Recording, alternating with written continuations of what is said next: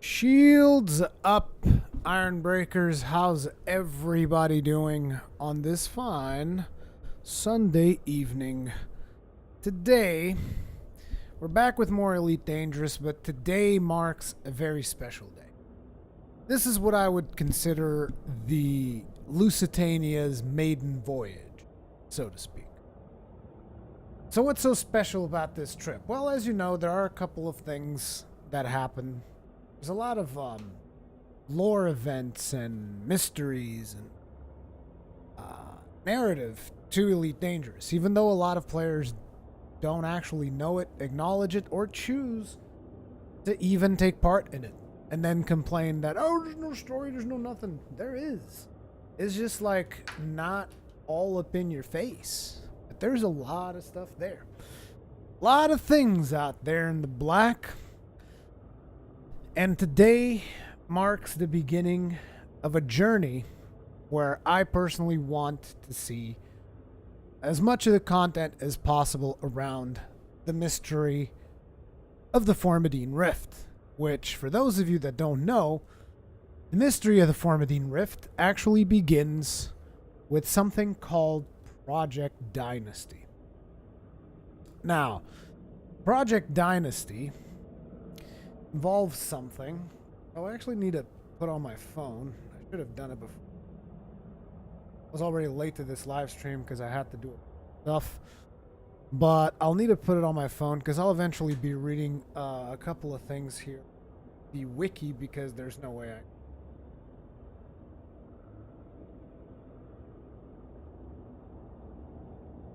But yeah, the purpose of this trip is to investigate a lot of the things about Project Dynasty. So hopefully you guys are curious about that. So let me show you guys our travel plan right. So we're going to open up the galaxy map. I've already bookmarked all of our destinations. So the very first destination that we have to go to, which actually I haven't plotted it yet, and I really should, is here. Which is one of the furthest points, I guess, I've been from the bubble. Oh, interesting. It's close to Lave. Almost feel like we should visit Lave if we're going to head out here.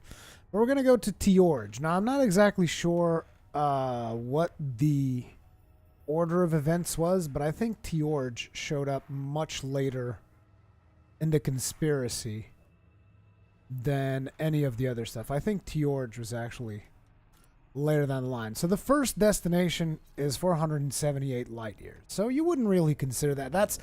You're still in the bubble at that point. 400 light years from where we are, you're still in the bubble, ultimately. But that is only our first destination. Because after that, if we zoom all the way out, you guys will see that we have a couple of waypoints really far away. And I do mean really far away. So the first spot that we're going to go to is here. This, I'm actually not entirely sure what's the name of this one. I think this is it Hawkins Gap? I think this is Hawkins Gap. Yeah, I'm pretty sure that's Hawkins Gap. This right here is Hawkins Gap, which is one of the first places that the Shadowy organization sent a ship to. We're going to go to these 4 sites. These are the Hawkins Gap sites: Alpha, Beta, Delta, and Gamma. And then from there, we're going to go here. This is the Conflux sites. So once again, we'll have 4 things here. 4 spots. And then from there, we're going to go all the way down here. This is the Formidine Rift. And from here, the Formidine Rift, we're going to go all the way to here, which technically speaking, I think it's still considered the Formidine Rift. And this is where the Zurara spaceship is right now. Now, I've never really been to any of these 4 places. I'm not even sure if I've ever even been to Tiorge. But I've also never been that far away. I think the furthest we've been from the bubble is a place a little bit further back here from where you can see the Heart and Soul Nebula, which was our first really long trip, and I did that on the Clipper. For our second really long trip, we're going to go on the Cutter. We're using the exploration build that I've mentioned in the last video, so there is, I guess the most unusual thing you'll find on this ship that is not entirely exploration based is the fighter hangar. We don't have hard points, we don't have utilities. The fighter hangar is there specifically because in case I find a wreckage, in case I find something interesting but I want to just whiz by in the fighter, I can do that. Whereas if I didn't have one, then I would have to just use the camera suite, and I like the idea of flying a fighter around through places and stuff. It's kind of cool. And to me, that is an exploration thing. Again, it's all about your take on this. The other thing is we have hull reinforcements, which I'm not sure, not hull reinforcements, hull repair controller, which I'm not sure we're going to eventually need or not. Hopefully we won't need it if I fly this ship well enough. And everything else is typical exploration stuff, scanners, stuff like that. But anyway, we set our course to Tiorge. The purpose of this is also to scan Earth-likes as much as possible, as well as high metallic worlds and potentially even ammonia worlds, stuff like that.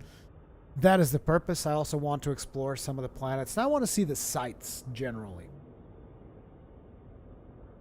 Arseny Yavorsky, I'm lagging behind in terms of story. What's the conspiracy? Well, this conspiracy is actually pretty old. I will talk about it as we start our voyage. Ship released. Engines engaged. Landing gear retracted. Let's get the hell out of Dodge.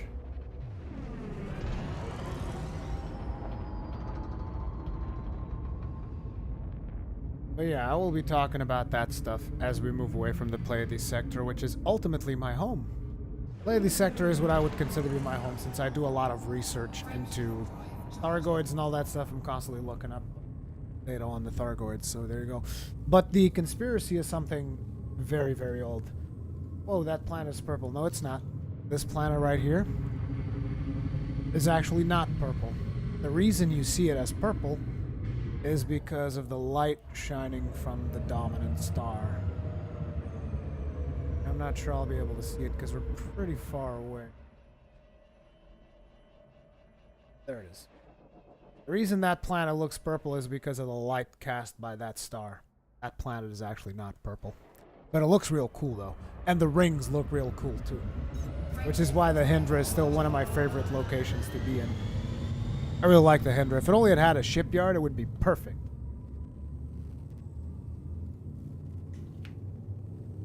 If only it had a shipyard. So I'm going to have to get into a rhythm with all of my jumps, because it's something that I'm not particularly used to, which is jump, scan the dominant star. I usually don't tend to scan the dominant star, but scanning those apparently can make you additional space bucks, so I also want to make some money while we're doing this. We're gonna go ahead,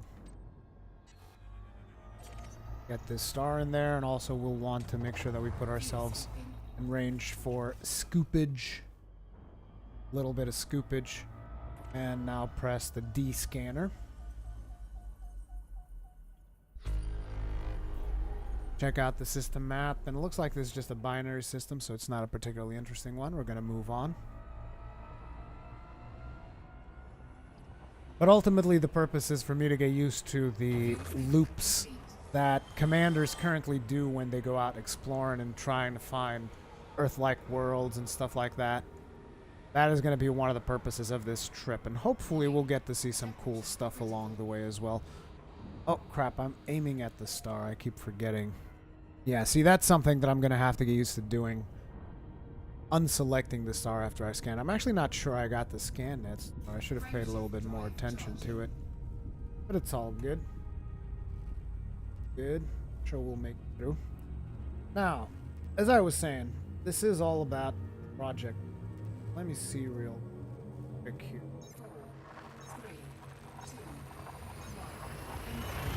If I can give you guys some more details. Here we go. Project Dynasty.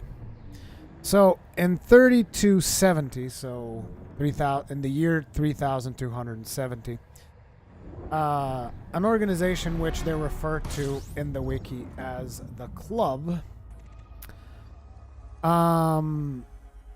started a secret exploration initiative called Project Dynasty to chart Earth-like worlds beyond the bubble.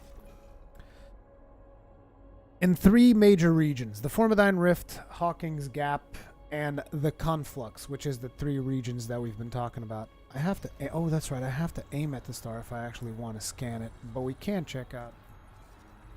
Wow, this is a pretty garbage system map. I wonder if I could have modified the regular scanner. Oh yeah, I could have modified it. But, I didn't. I modified it for long-range scan, so that... I'm actually not sure that was the best modification. Maybe fast scan would have been better. The long-range scan increased the range of it by like 200 or something, so I figured I'd go for that. Non-human signal source. Oh no, we don't want to mess with Goids right now. We're leaving. We're leaving. But anyway, so they did this thing where they wanted to chart Earth-like worlds beyond the bubble. 3 regions, the Formidine Rift, Hawking's Gap, and the Conflux. At the time, frameshift drive technology did not yet exist, and hyperspace travel took hours. Autofield maintenance units were also expensive and experimental devices, so this was a long, long time ago. Consequently, little exploration had been attempted outside the bubble, and these regions were entirely uncharted. The journey to the Formidine Rift alone would take 6 months, not including the return trip. Ultimately, that return trip never happened.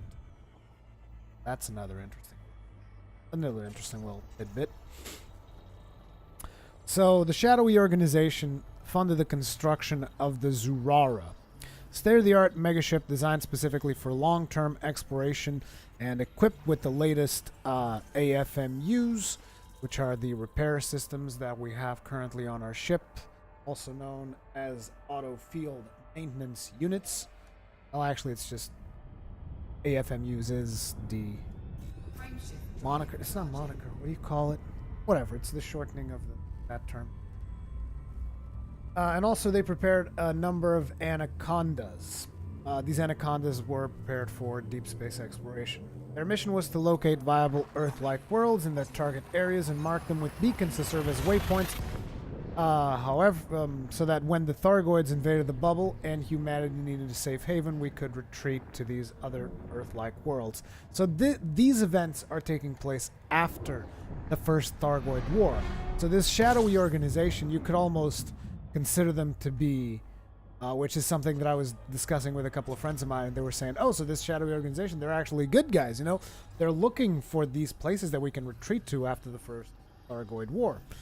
But it's not as linear as that. It's never really that linear when it comes to Elite Dangerous. It's not just like, oh, there's the good guys and then there's the bad guys, you know? It doesn't really work like that. So, ultimately, to ensure absolute secrecy, for as long as possible, the Project Dynasty expeditions were never intended to return after they completed their objectives. In the case of the Zurara, it was sabotaged and stranded in the Formidine Rift with no power by sleeper agents who had been conditioned to sacrifice themselves. The project's other ships presumably met similar fates. So 3 ships went out, presumably. And so far, players have only been able to find one of those ships. Looks like most of the worlds here are just like rocky worlds. I don't really see anything that could be particularly...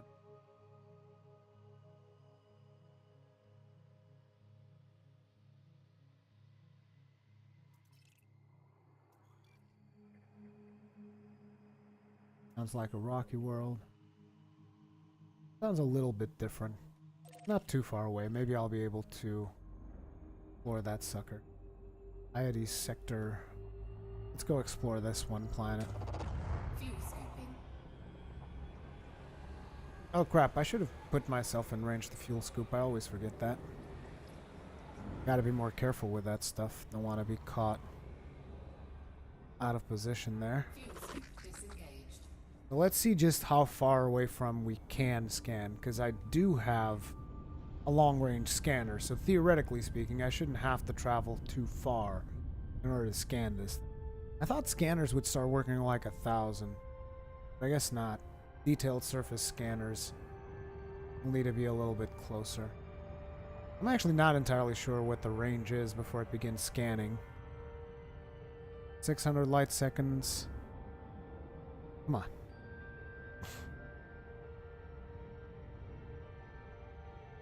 Jesus. Again, we're still in the bubble, so most of the stuff that I'm going to find here is not going to be particularly interesting. I'm just trying to get into that exploration rhythm for when we get out of the bubble. I thought I didn't have to get nearly this close to a world in order to scan it. I thought I'd be able to scan it from... There we go. Looks like it's sub 100 light seconds. Anyway, while that's scanning... so we talked about these ships that they sent out, and essentially they were never meant to return. So this is the story. Project Dynasty is essentially one of the stories about how this shadowy organization sent out these ships in the event there was a Thargoid war for us to be able to retreat to these other locations. Turns out that we haven't had to use that particular situation yet. However, there's always the story left over is whatever happened to these ships. And that's the story that we're going to be following through, which is why we're going to go to these three places: Hawkins Gap, the Conflux, Ormadine Rift, and eventually we will be at the Zurara. I'm assuming players would be able to find the other ships as well, but I'm not entirely sure that is not. This shadowy organization is also the people who funded INRA, the Intergalactic Navy Research Arm, which were the people who invented the mycoid virus that damn near wiped out the Thargoids. So what did we end up scanning?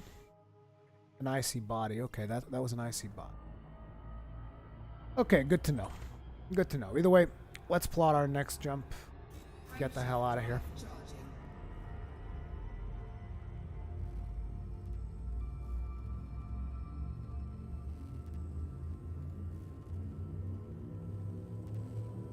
Sir Gunther, what all can you do in this game? You can do whatever you want, basically.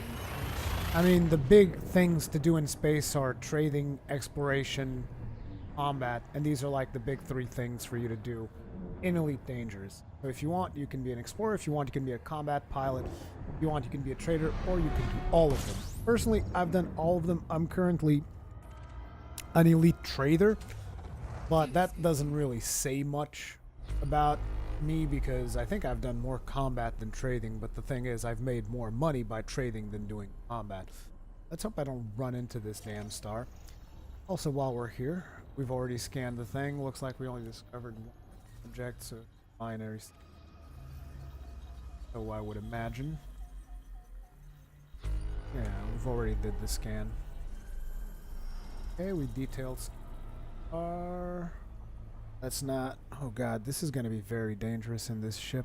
I gotta be careful not to run into stars. Fuel scooping complete. Fuel scooping complete. And we're gonna leave, because there's nothing of interest in this system. Yeah, we're still going through systems in the bubble. How many jumps do we have? Jesus, we have 12 jumps. I gotta start making these jumps go a little bit faster. Because otherwise, it's gonna take us forever when we start because this is like 400 light years. Once we start jumping for real... Dude, what the frack? I targeted the thing already. Oh no, I had the star targeted. I always forget. I'm still a very noobish guy when it comes to exploration. Frameshift drive charging. Death jumps. You got your first elite this week as well. Good job. You also got in trading. I think...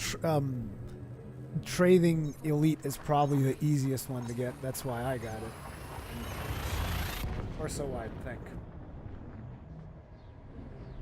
This shadowy organization is also suspected to be behind the rise of the engineers. There is one engineer that apparently... By the way, all this information is from, I believe, is from a book, which is the Premonition.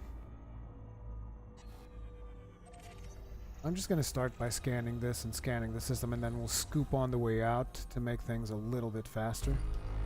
19 new astronomical objects. We have here. This could be could be very interesting. Oh shoot! I forgot I'm scanning this star. This planet could be interesting.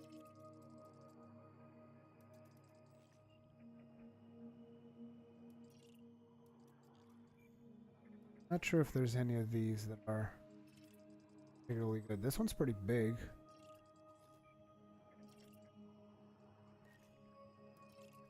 How about these?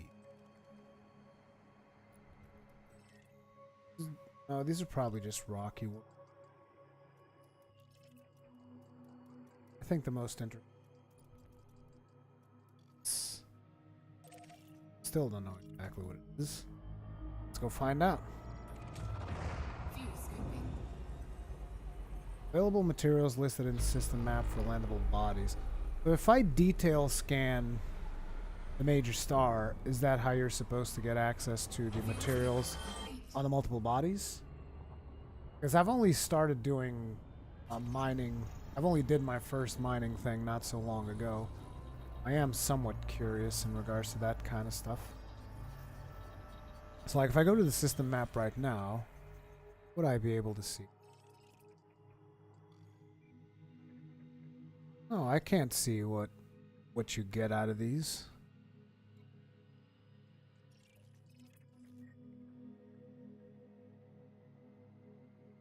High metal content world. Yep. I think these are actually somewhat valuable, the high metal content worlds. It is only 30-something%. Where's the materials? Oh, this is not a landable body. So basically, if I click here, still doesn't tell me what materials I can get. I guess I would need to detail scan it to figure out. I'm a little bit curious because I haven't done a lot of detailed scanning of planets. And when I did do mining and prospecting, I was always wondering, what do you got to do to get the information? I guess it is a detailed planetary scan. This is also, you know, like I said, exploration, you know, actual elite exploration is something very new to me. I've done the big trip to unlock Palin, but I can't really say that I was doing proper exploration because it was basically just like jump, honk, and kept going. Aha! That's how you do it. So if you want to do prospecting, you need a detailed surface scanner. Okay. I was just curious how that worked. Get the hell out of Dodge. Let's get the hell out of Doge.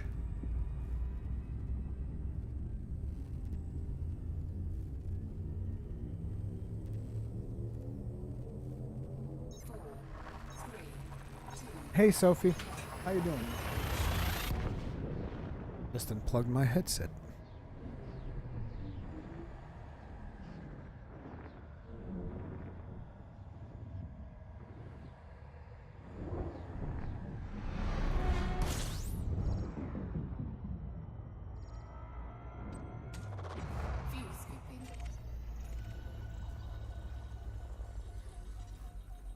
Okay. 11 new astronomical objects. Garbage, garbage, garbage, garbage, garbage. Not interested in the beige. All that beige trash. See, this is going to be a much faster job. This is the way I got to start doing stuff. This is the rhythm that I need to get into. 10 jumps to T-Orge. It's going to feel very disheartening when I do that and I just see like 400 jumps left, or maybe 500 jumps, however many they are. That's going to be, I think, very disheartening. And it would be great if the system took more, really took more into account the neutron stars, which unfortunately it doesn't look like it does. Like, sure, it'll try to get them there, but what I've noticed is I was plotting a course the other day just out of curiosity, using the in-game system and the neutron router website. And the neutron router website could get me to the place with 100 less jumps. So, you know, I wish they would optimize this thing a little better. Then again, the neutron router, I don't think really plans for you fuel scooping and stuff like that. Oh, and I forgot. Damn it. See, I always forget I have this tendency. It's like, just like, jump, jump, jump, jump, jump. Fuel scooping complete. And then I forget to, like, do this.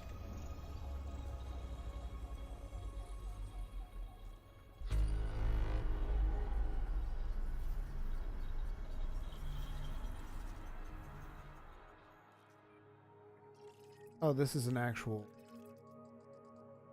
civilized thing. So probably not gonna get much out of here. Get out of here. Trianguli sector. Move away from this star first, because we are reaching critical temperature, which usually you don't have to mind too much about reaching critical temperatures if you're just walking around the bubble. But if you're gonna go really far away from the bubble, that's the kind of stuff that's gonna start damaging your modules. You want to be very, very careful, because when you're out there, there's very limited ways to actually repair your ship. So you want to make sure that you optimize that stuff to the nth degree.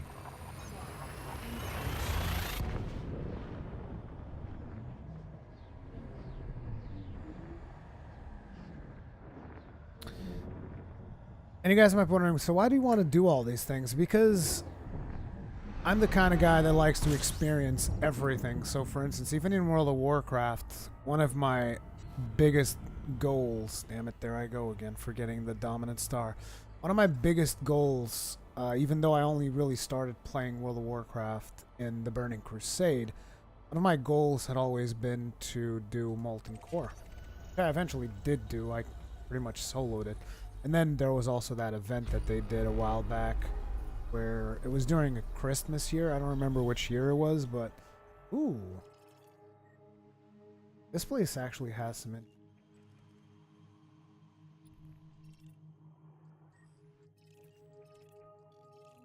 I don't actually know what these are. Are these rocky types? These sound like rocky types.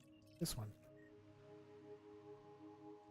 Are all of these rocky types? Because these got some interesting colors. Let's go scan one of these. Ooh, shoot, shoot, shoot, shoot, shoot, shoot, shoot, shoot.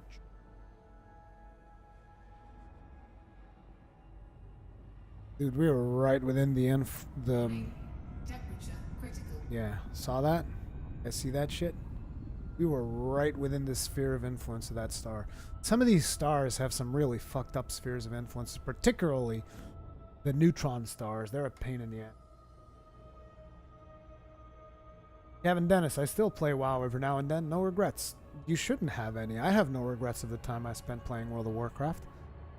Unlike Lineage 2, which I regret a lot of the time I spent playing that goddamn grinder. Not World of Warcraft, though. No regrets. So I'm going to scan at least one of each of these planet types.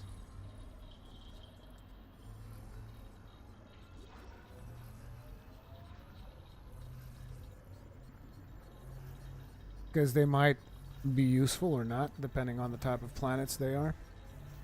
But I think they're just rocky bodies.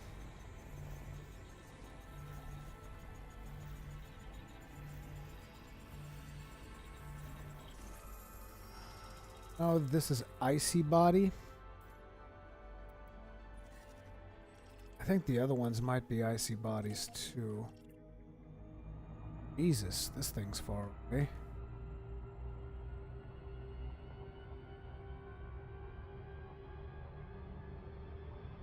We didn't actually scoop out. We didn't scoop any fuel because the dominant star in this system is that piece of hot trash. Piece of hot trash, dominant star. How dare you? How damn dare you? But yeah, today's Elite Dangerous stream is going to be pretty chill. I'm not sure if I'm going to do the entire trip of exploration on stream because it's just such a huge trip. But I wanted to do at least part of it. And then I might just stream when I actually get to Hawkins Gap and those places. I might actually just do like smaller streams there to show you guys the sights and whatnot. You guys might be curious because there's actual audio logs that were voice acted in those locations. I think, not entirely sure, because I've avoided seeing what is out there on purpose so that I could experience it for myself. You know, because there's a ton of stuff to experience in the world of Elite, so there are certain things that I try not to experience through someone else's videos just so that I can experience it myself.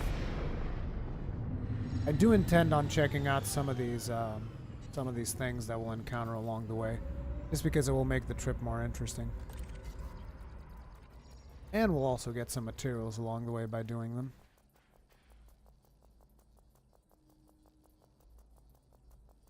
Incoming message. Modified consumer firmware. Oh my god, I can't believe I actually got that. Because I've been needing it and I've been trying to find it. And on the day that I tried to get this modified consumer firmware, I couldn't find one. I must have dropped into like hundreds of these points and went to a ton of planets, do planetary scan jobs, that kind of stuff. And I just wasn't able to find anything. 4, 3, And then now, all of a sudden, you know, it's still cool that I'm getting them, because then when I get back to the bubble, I might have some interesting experiments to do with some weapons set up for my ship. Still.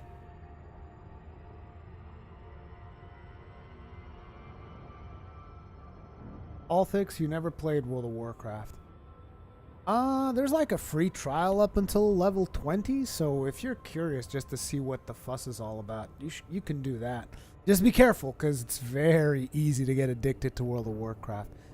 Very, very easy. I mean, I think I did play the latest, the last expansion is still Legion, right? So I've played Legion. I enjoyed myself. I think I even did a little bit of raiding in Legion, didn't I? I might have. Not entirely sure. Yeah, it's fun. Real fun.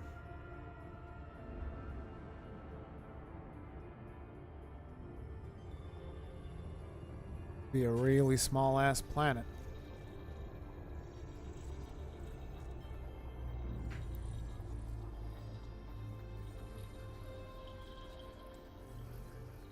Yeah, I think I should have gone for fast scan. That would have been more useful. I mean, I guess I could potentially still swap the upgrade that I have on. I mean, we're still in the bubble after all, so I might as well get that stuff. I want fast. Let me just see on Inara if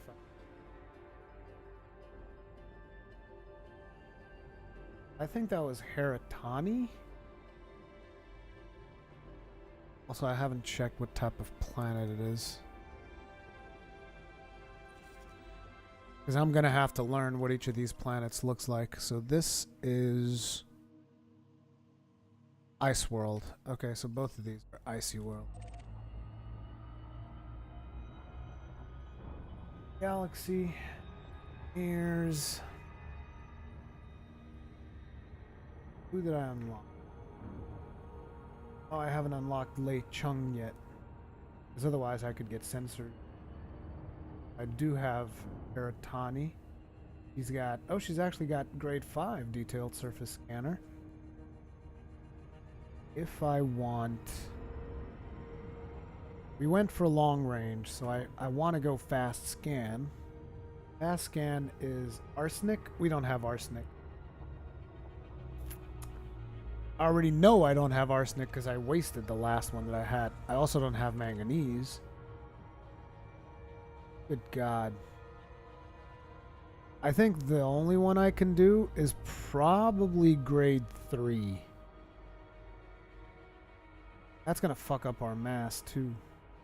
Wait, doesn't long range fuck up our mass? But I think mass doesn't matter. Damn it, why'd it have to be arsenic? All the things. Why did it have to be arsenic? Yeah, we don't have arsenic. So I would need flawed focus crystals. Do I have those? I do not. I only have regular focus crystals. I don't have any of the materials for this. Atypical encryption. We have focus crystals. But I don't have manganese, do I? Of course not. I would have to actually go out and find some stuff. Let me see what we have on this planet over here.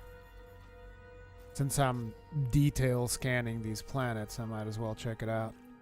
What materials you got? Sulfur, carbon, phosphorum, germanium, zirconium, cadmium, tin, yttrium. Garbage. Let's go. Let's get out of here.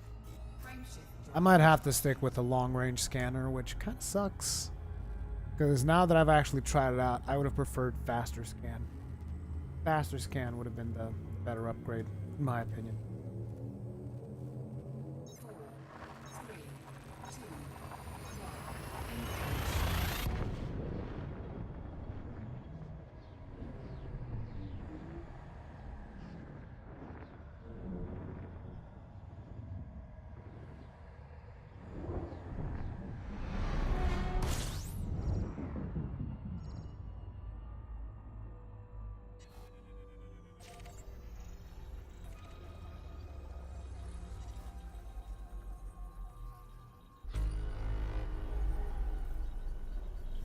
What do we have here?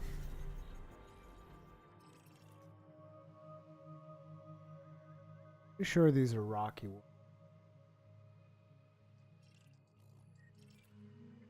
I should scan this one because these two are in orbit together, so that might be more interesting to look at.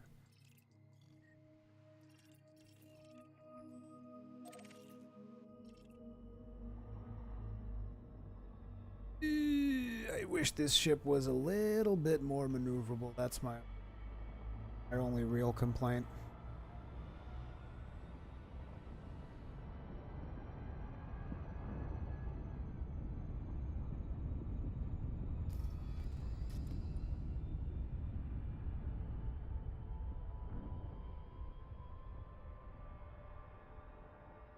I've been to Dav's Hope, but there's no arsenic on Dav's Hope, dude. Dav's Hope has manufactured materials. For arsenic, you actually have to go prospect it, or there's a spot that I know of that can drop some arsenic.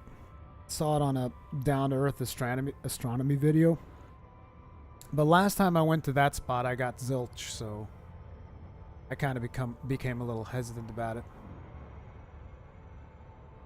I'm actually going to go investigate these planets because I'm always curious when two planets are next to each other, because sometimes you can get some interesting things happening.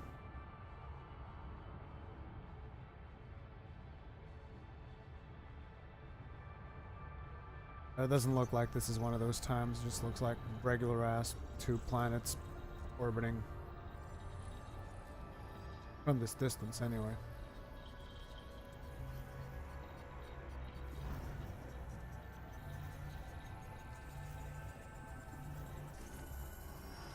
Actually, it looks like it could be interesting if when they align. But right now, they're too far away from each other to actually be particularly interesting. Like, if they were actually to align together... Wait. I was trying to figure out... This planet is actually closer than the other one. Anyway, what kind of planets are these? Icy bodies. They're pink, though. What the crap? Pink icy body. See Barnard's Loop all the way out there? That's another place that I want to visit to one of these days, but currently the only reason I have to go there is sightseeing. Which is okay. It's okay to go to a place just for sightseeing, but right now I'm more interested in Project Dynasty and going to these places that players have already been to. By the way, the reason the places that I'm going to are charted is because other players have been there. That's something that I just love about Elite, which is like, this wasn't Frontier that said, oh, by the way, guys, there's sites over here, you should go there because that's going to tell us. So no, it's like they just placed them there and players found them. So it's much more organic. It feels good that, you know, someone else, another player out there has actually discovered these places. They've been out there, and the reason I get to go there is because these other players have discovered them. And Frontier themselves have said that, like, There's still a lot of stuff to discover out there in the black. A lot of stuff to discover out there in the black.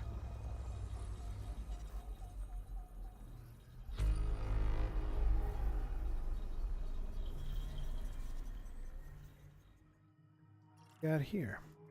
Oh, this is an inhabited city.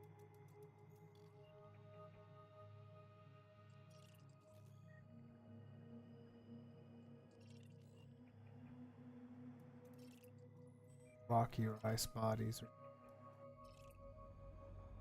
I'm gonna move on from this one. Not gonna stay here too long. I'm more interested of doing this kind of stuff once we get out of the bubble. I think that's when stuff's gonna be really interesting.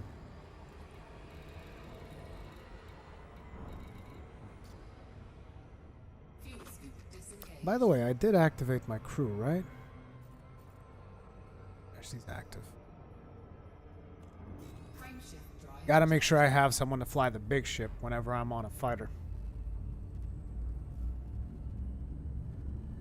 And yeah, I know that there's a place in the same system as Dav's Hope that's got arsenic. I think I actually found a planet that was better than that one for arsenic. But then again, arsenic is always a pain to get because there's always 2% or less. I think maximum you can get is like 2.8% or something, close enough to the bubble for it to be relevant on arsenic. So it always makes it a crapshoot on whether or not you're going to get arsenic.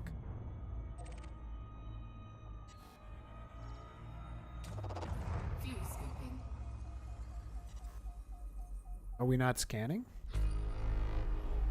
I guess this is probably an inhabited system, so... Skill point scanning, okay. Okay. I see how it is.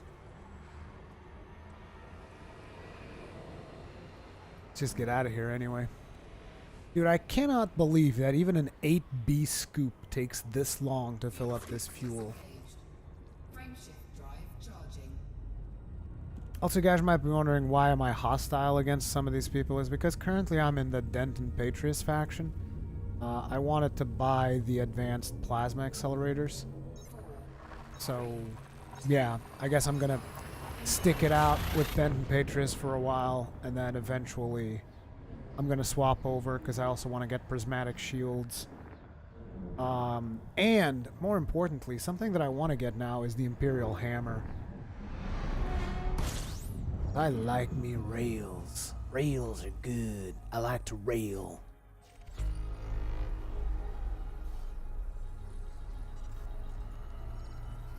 Can I scoop out of this? I can. One new astronomical object's probably an asteroid belt. Not even that, just another star. Scan that. Yes, we did. Let's get out of Dodge. I gotta be more careful around these friggin' stars, dude. It's like, it's gonna be very easy for me to ram a star in this ship.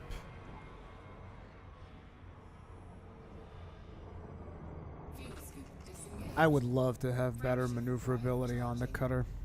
But then again, I am exploring in style. Exploration in style. Sir Gunther, I wonder if it's ever expanding just like our real universe. Well, they want to make it as real as possible. I've heard people say that essentially whenever something is not accurate in game, like there's new NASA footage that shows up or whatever, they go into the game and they update the stuff that should look different. Really cool. So they want to make it as detailed as possible. Okay, so this is something we got to be very careful with. Got to be real careful about these. These are the Explorer's Doom. They are both fantastic for exploration and terrible for exploration. Like this is an inhabited system. I'm assuming these are mostly icy bodies out here. One looks...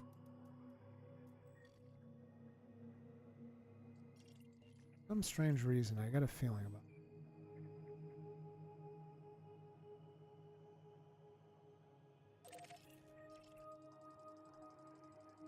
I think I might want to check that one. Not sure if it's going to be anything.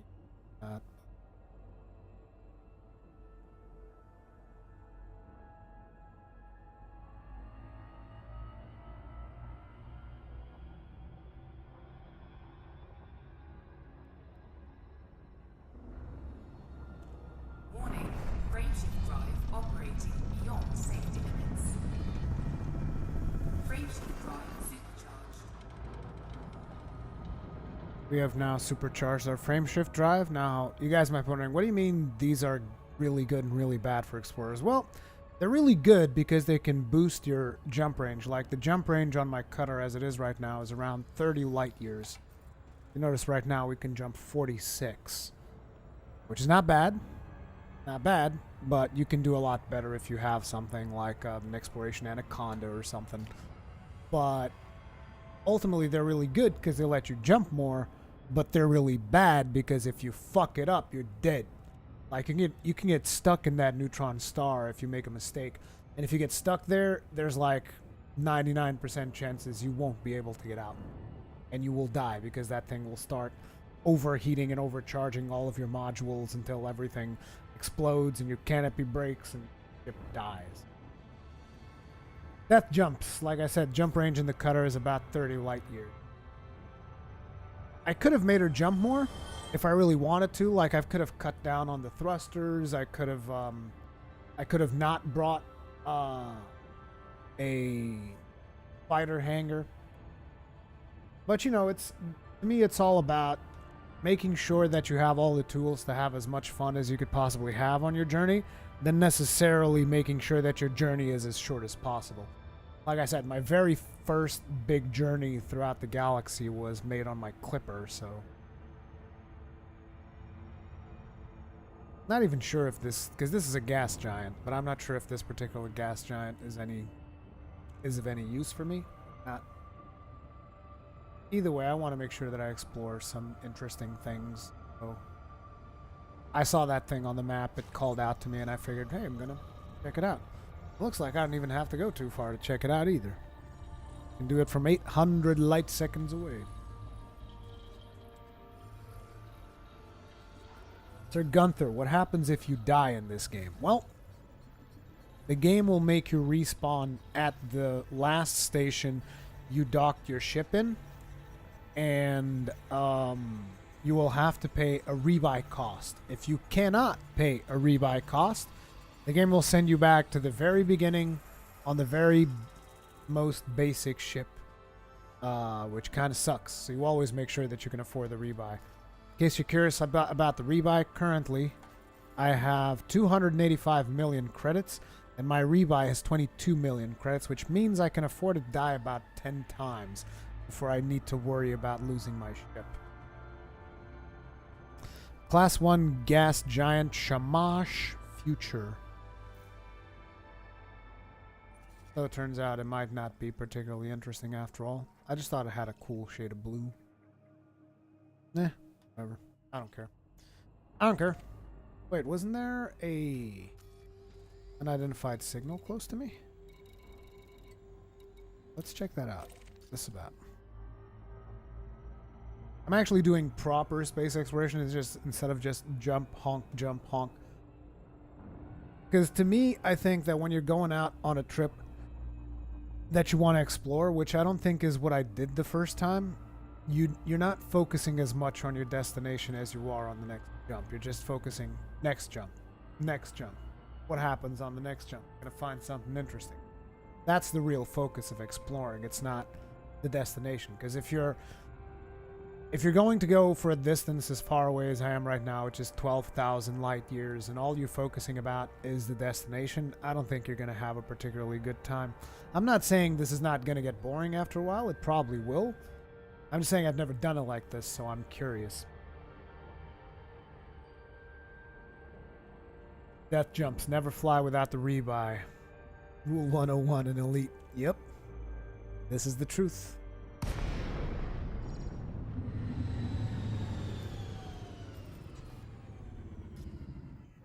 Oh. We got an escape pod. Cargo scoop deployed.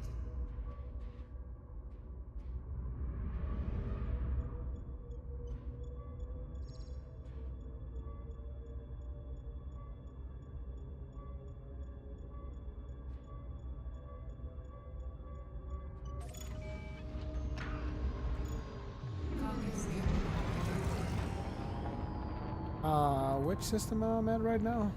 Is that big blue system. System with that blue thing that I was... Let's get out of here.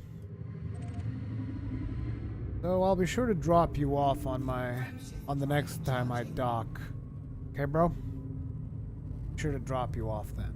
Actually, no. Maybe I'll just take you with me for the entire journey. I just picked up this escape pod. I wish I could, like... Where's my... I wish I could free this person and, like, just have him be on the ship and be like, hey, come hang out with me. I'm going on this long trip. Why don't you just come hang out with me for a while? I got coffee, I got food and stuff. I'm just going to take this person with me the whole trip or until I die. If I die, that person's dead too. Sucks to be him. I'll call him Bob. We picked up Bob at the beginning of our journey. Let's hope Bob proves to be a good friend.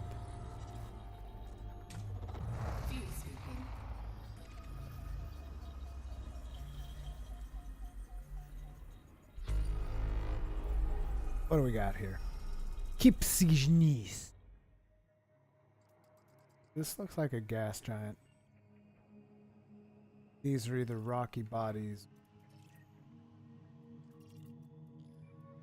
These don't seem particularly interesting. I'm gonna point us towards our next destination and move on.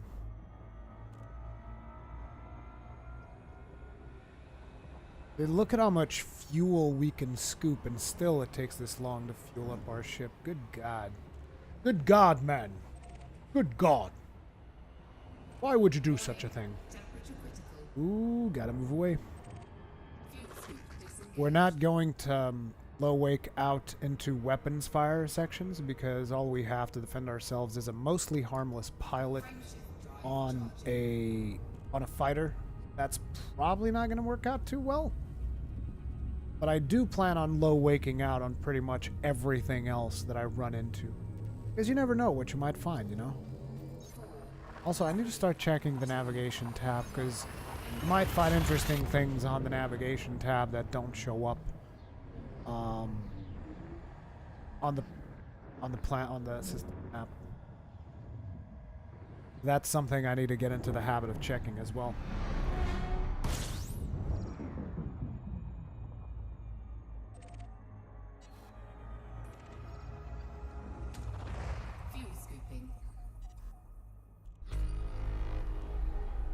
Doesn't look like we can actually scan this one. Take a look at the systems here. New Caledonia, Bard Gateway. I think I've been to Bard Gateway. I'm pretty sure at some point I've been here.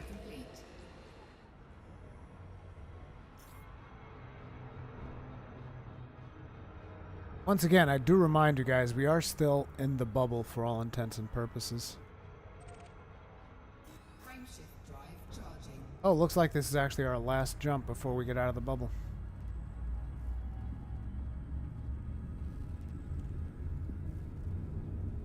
Wait. Identified signal source. What do we got here? Nope. Weapons fire. See ya. So the reason we're stopping on Tjorge first is there was an event that took place in the game. And this was actually an event that's been followed with some, how should I put it, with some heavy criticism of the person responsible for this event. The person responsible for the event is Drew Wager, who is the person someone who has written a lot of books about the universe of Elite Dangerous. Those books are considered canon or Elite story. So essentially he's a pretty big deal with the community, so to speak. And so what happened is he organized this event where there was a main character from one of his books called Salome. And Salome was going to fly from one area of space into another area of space. Salome and three of her, what do people call them? Accomplices, I think. So Salome and three of her accomplices were supposed to make all of these jumps throughout different locations in Elite Dangerous. But there was a set of rules that they would have to follow, which were very restrictive in order to allow players the opportunity to attack them. Which this is okay. I'm perfectly fine with the fact that their jumps are restricted. Because otherwise, basically, if I was to jump system into next system into next system, like I would say 99% of players, even if I was playing in open, would probably never catch up to me. the frequency with how fast you can jump from a system to another one is pretty damn fast. So basically, they actually imposed a set of restrictions on themselves in order to do these jumps. But they also organized players into wings in order to protect Salome. So you would have players who would want to kill Salome and players who would want to protect her. And that was going to have an impact on Drew Wager's book, on his next book.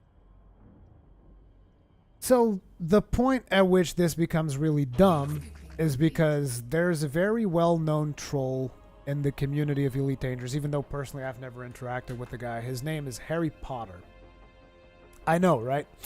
And so Harry Potter supposedly convinced everyone that he changed his ways and he and his crew were actually good guys now and they wanted to be a part of the protectors of Salome. Which there could be some advantages there if that was actually true, because supposedly Harry Potter's really good with PvP, so we would actually make a really good bodyguard and so on and so forth. And so what happened was they allowed Harry Potter to be a part of the people guarding Salome. Now, with the experience that everyone has with internet trolls, right, I don't think I have to tell you guys what happened next. Like, I'll tell you what happened next anyway. But I don't think I need to, because you guys probably figured that part out by yourselves, didn't you? So yeah, Harry Potter ended up killing Salome. Everybody was real upset. Everybody was shouting at him, you know. But I think it was a very predictable outcome if you're going to put someone who's a known troll. Internet trolls never really change their ways, let's be honest. And so he killed Salome.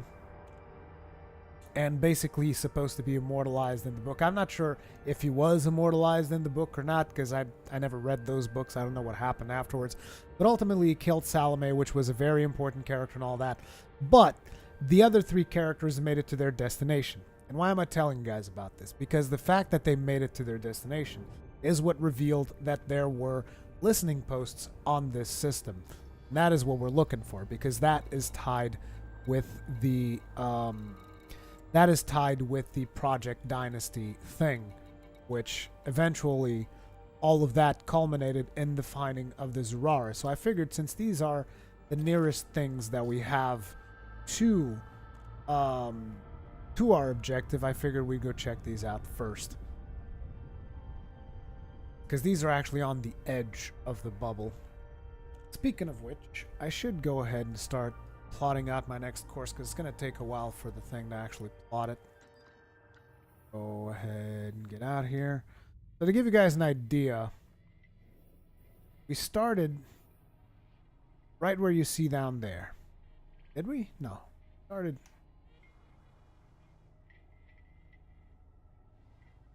I thought we just started a little bit.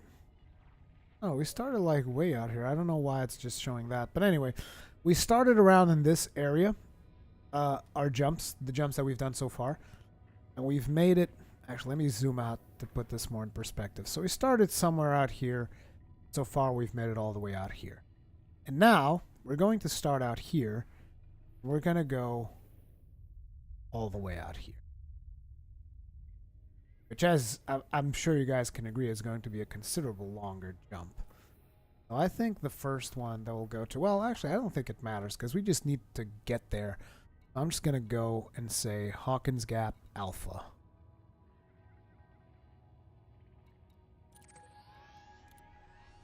We're just going to plot a course for Alpha, then we're going to go Alpha, Beta, Delta, Gamma, and go through the sites in that order. I'm not sure if that's the order we're supposed to go into, but that would be the correct order from the Greek alphabet. It goes Alpha, Beta, Delta, Delta, and... I don't think it's Gamma after Delta, but it could be. Not entirely sure.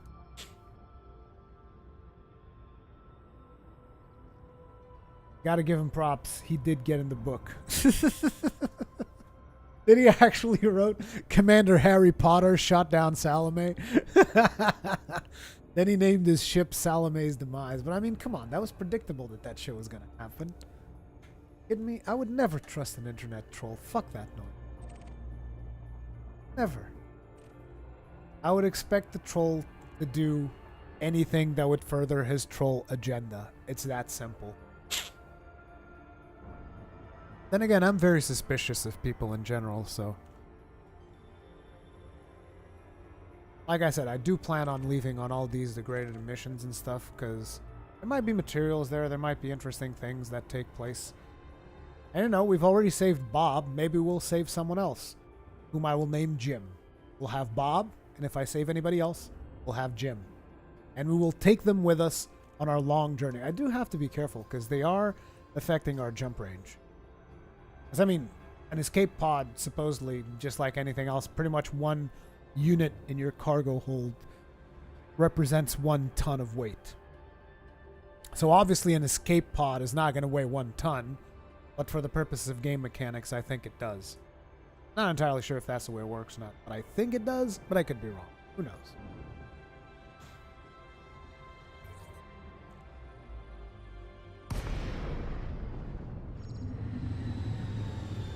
Whoa!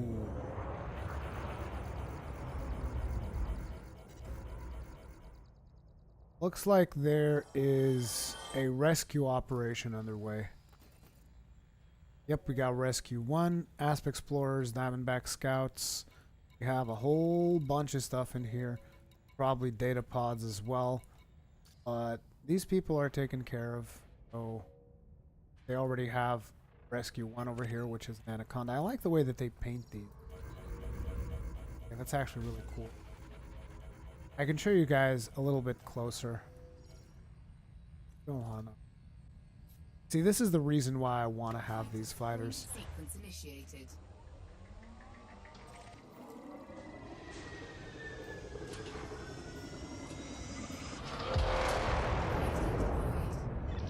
Affirmative, Commander. Holding position.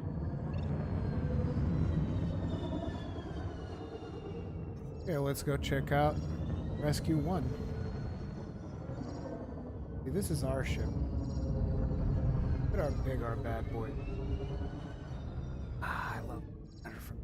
By the way, there's a reason why our ship has the logo for Eiling Duval. You guys may eventually find that out one day if I ever do continue the story of Lusitania's journey. Either way. Oh wait, this is the bottom side. Look at her paint job. Aren't these paint jobs cool? Holy crap, she's armed to the teeth. Jesus Christ, you don't look like a rescue ship, sir. What are these? These are burst lasers, right? Yeah, she's got 2 class... Those class 3? Yeah, those are class 3 burst lasers. What else she's got? 2 class 3 burst lasers. Where's the huge hard one? She's got a huge cannon. Holy fuck, dude. Who the hell are you rescuing? You look like the kind of rescue that came right out of America, delivering freedom. Look at this. Multi-cannons off the side? Yeah, dude, she's rescuing someone all right. What the fuck, dude? Rescue 1 my ass. I mean, that's 2 class 3 burst lasers. 2, I'm assuming, class 2 multi-cannons. 1 class 4 cannon. And then you still have, what is this? This is a beam laser. Wait, is this a class 4? Is that a class 3 cannon? Because she's only supposed to have 1 huge... Yeah, this is crazy, dude. This is fucking crazy. This is fucked up. This is some fucked up shit. That ship's not rescuing anyone. I don't think that ship's going to perform a lot of rescue operations. I'm going to leave that at that. Anyway. Doc. Ship is prepped for the fighter, Commander. Ready when you are.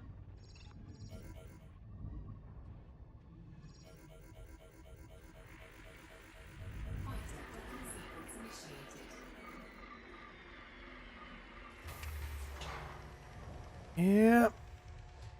Anaconda, Rescue 1. Delivering freedom across the galaxy. Process complete, Commander. These guys ain't fucking around.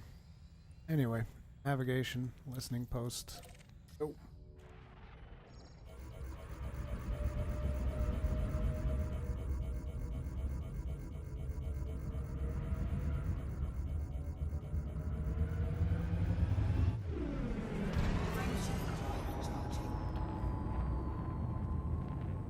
That is crazy talk.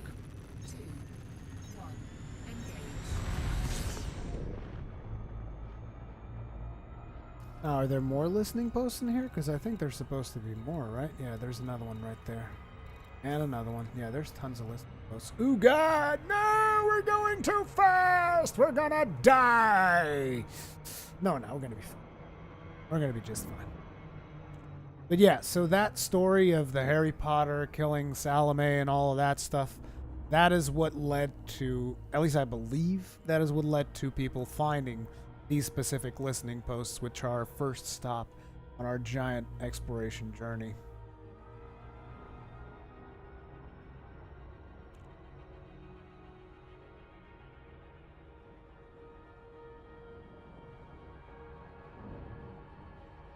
It's like the listening post is next to a planet, so I might as well explore the planet while...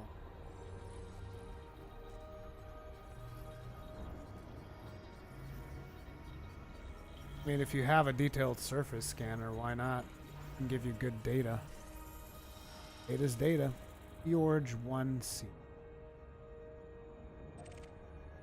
Post.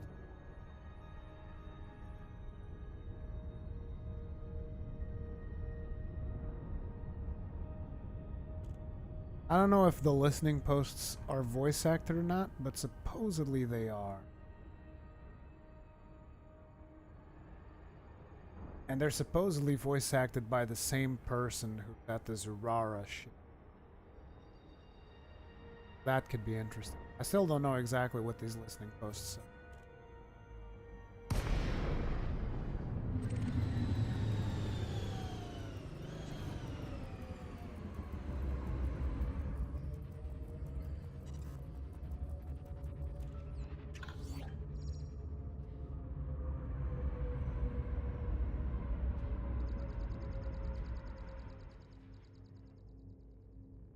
Our ship is so big the listening post doesn't even nav lock.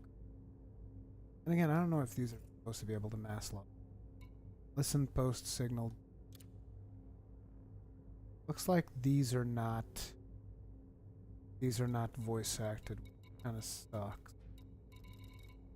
In which case, I'm gonna just go scan all of them. Then we'll read them in order.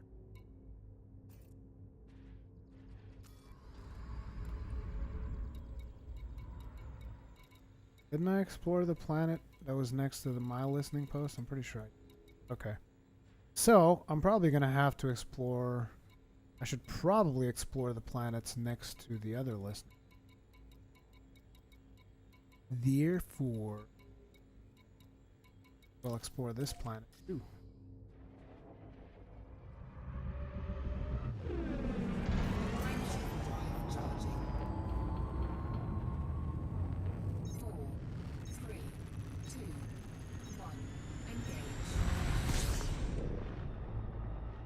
Nabil Chowli, are you going to the Zurara on your cutter?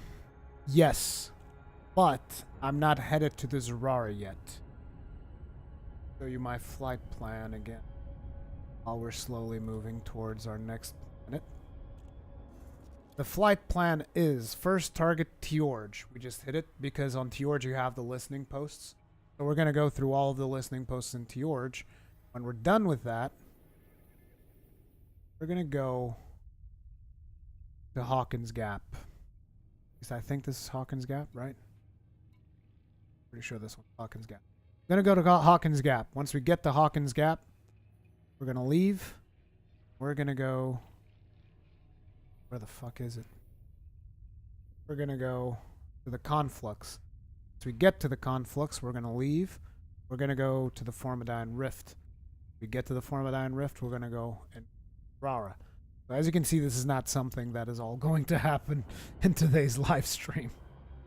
This is a long-term plan.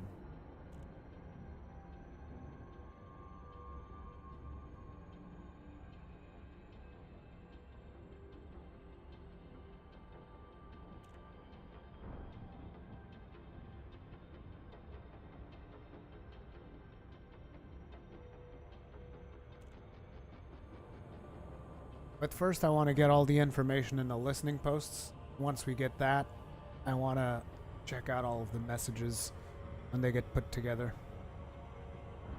I don't even know how many messages there are in these listening posts.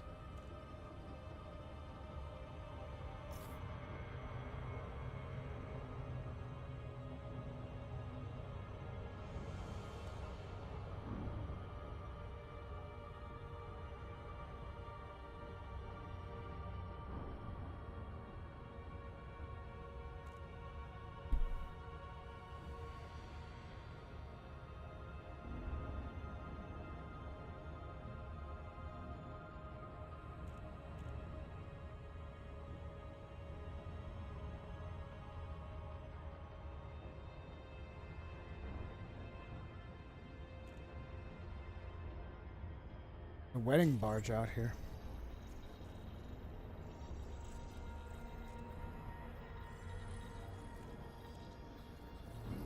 Could have probably scanned that gas giant that's at the center.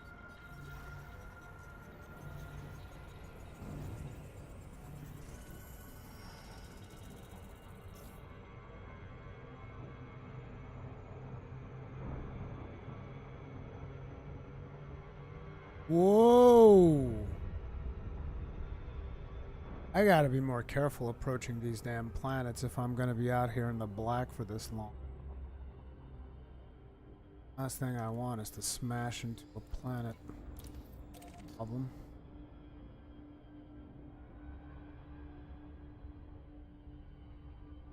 Damn if this listening post isn't right on top of the friggin' thing.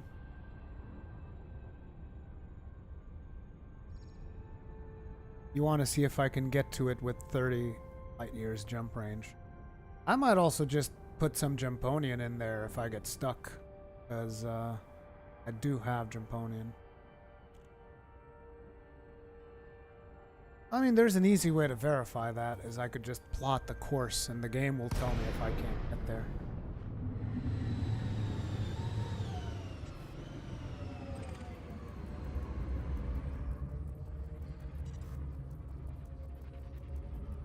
Listening posts look like friggin' flies.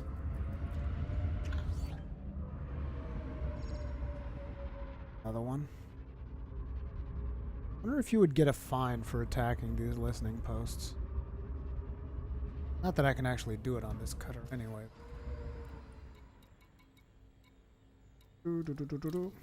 Another good thing about me exploring the planets next to the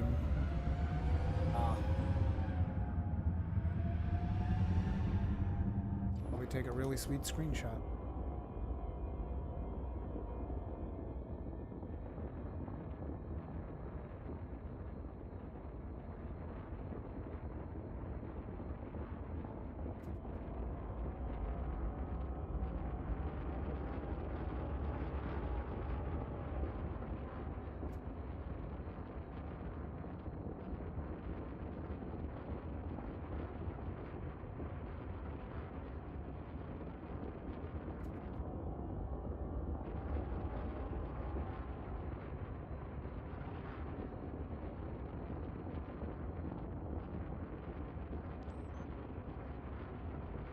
Probably zoom in a little bit more.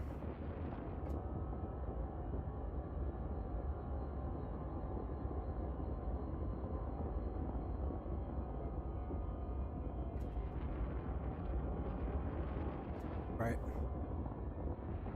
This is another really good part of exploration, screenshots.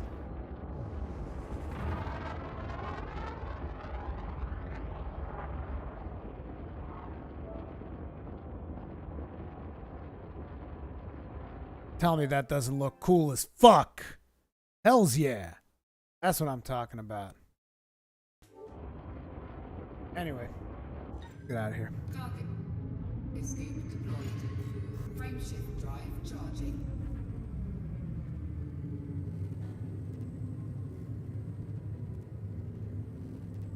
What the hell? Why do I have to line it up with anything? Super Cruise. 3, 2, 1. Engage.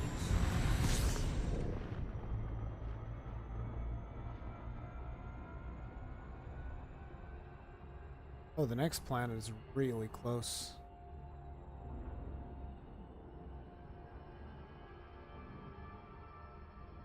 There.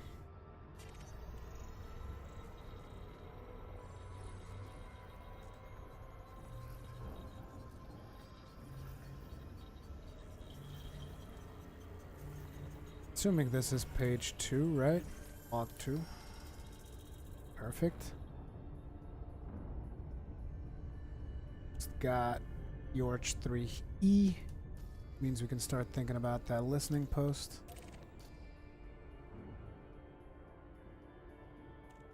Is it just like one listening post per planet up in here? I haven't even looked at the system map, by the way. See if there are actually planets that...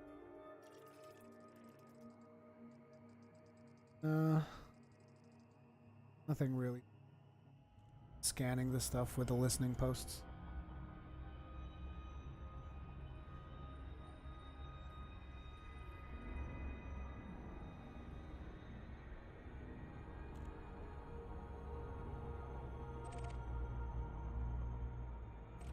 Nope. Don't do weapons fire. Speaking of which, I'm curious about some. Did our frame shift drive actually take damage? Yes, it did. I was like, what are you talking about? Nothing bad happened so far. Yeah, but we took a neutron jump. Each neutron jump will will have a toll on your frame shift. So that's why you need to carry an AFM module. Although I gotta be honest, I've jumped the ship with 0% frame shift drive. So I'm not too concerned about getting stuck out there in space.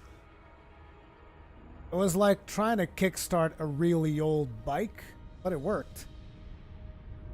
It's like, what kind of fucked up situation were you in that you had to jump with a 0% frame shift drive? Well, I got in a fight against 2 vultures in a Diamondback Explorer. I wasn't alone, but my friend took a pounding. And basically the fight ended in me running away while 2 vultures were shooting at me. And you guys are like, so you died?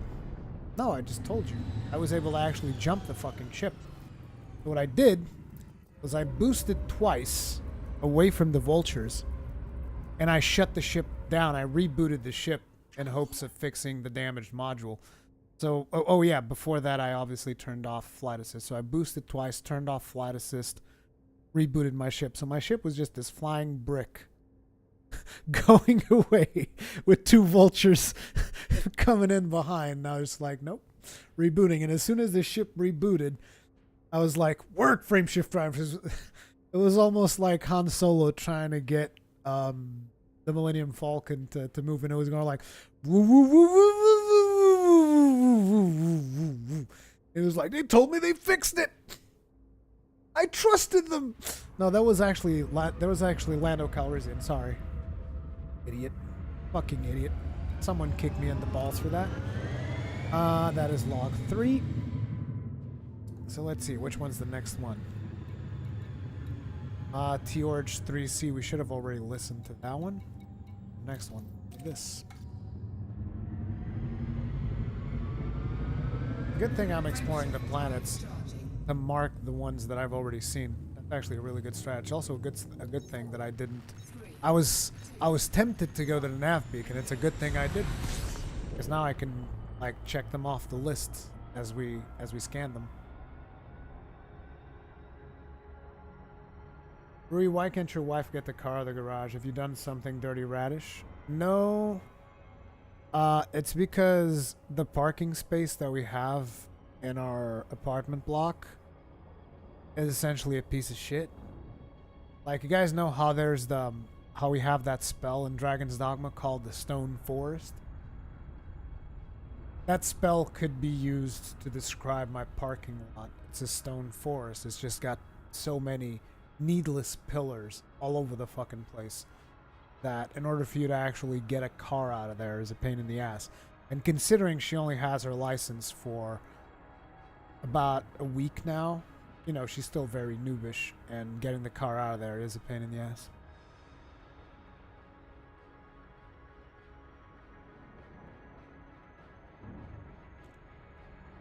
Kevin Dennis, man, if only we could do all this in real life. You mean go out into space and explore and scan planets and get into crazy adventures? I agree.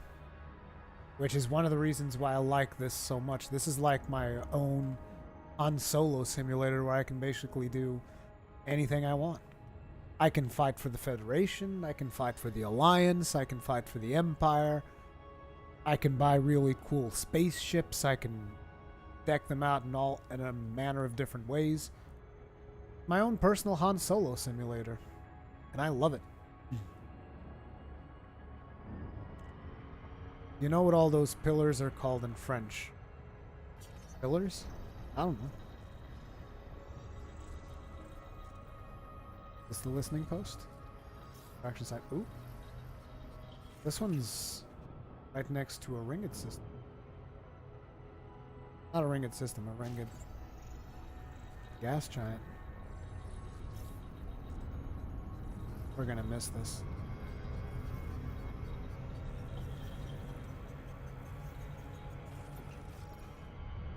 Son of a bitch.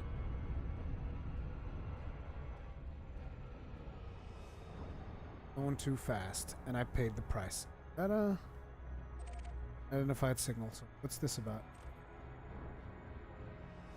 Go check this one out. Wait, this is actually further away than the thing. No. I'm getting too distracted.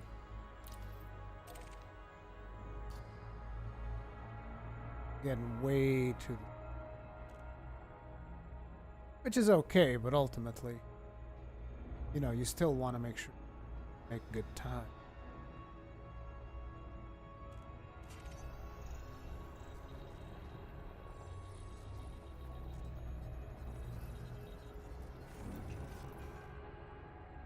Oh, what?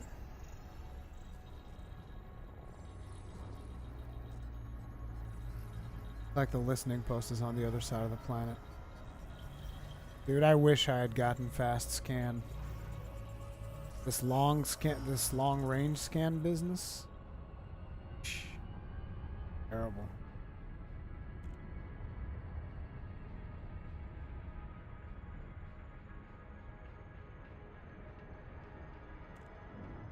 That's something I'll definitely want to do. Also, we got a cool unidentified signal. Bye. This one I will check because it's fairly close and I don't have to get too much out of the way.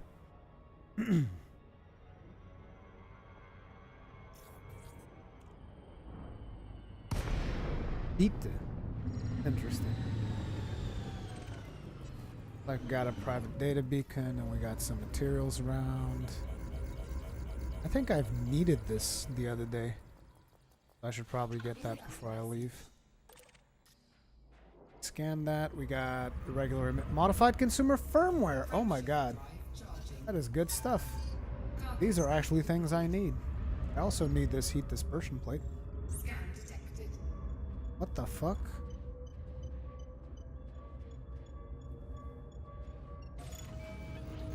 Who's scanning us? A Sidewinder? Are you wanted, Mr. Sidewinder?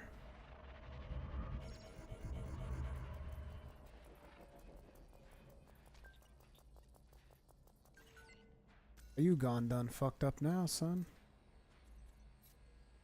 Frameshift charge detected. He's running away. Bay doors closed. Hangar is secure, Commander. You better run.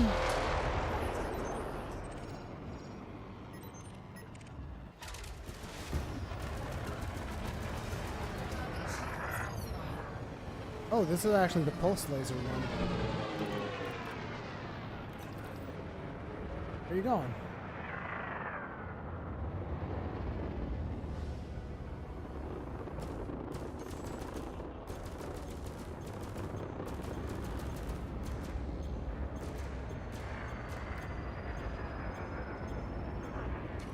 Target shields online.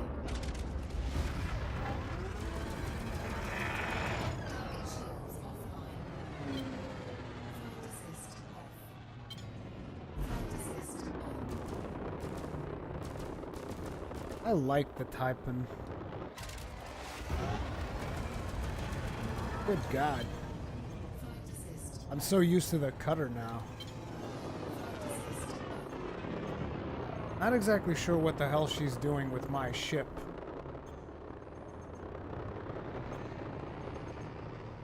He's actually chasing after the target.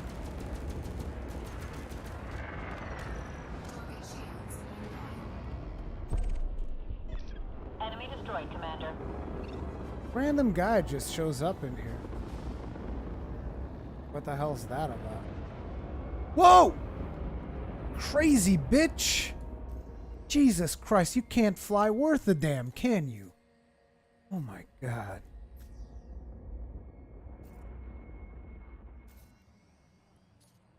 You almost got me killed. Ship is prepped for the fighter, Commander. Ready Should when have you told her are. to just hold position.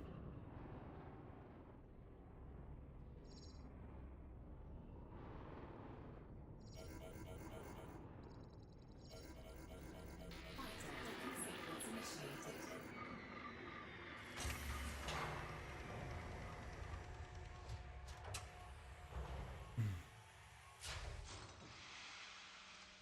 Is that Ornstein? Yes, that is Ornstein. It's a YouTube sponsor only emote. We got another listening post signal data.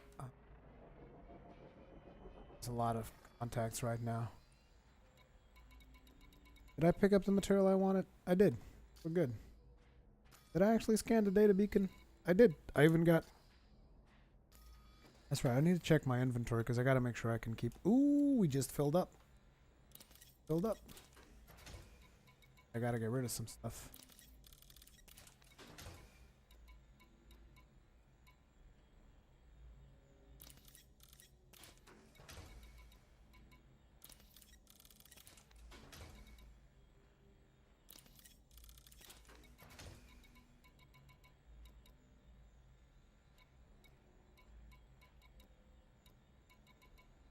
Okay, we got 459. How about materials? Oh, we're real good on materials. Okay. Get out of here. Let's go. Listening post. Frameshift drive charging. 4, 3, 2, 1. Engage.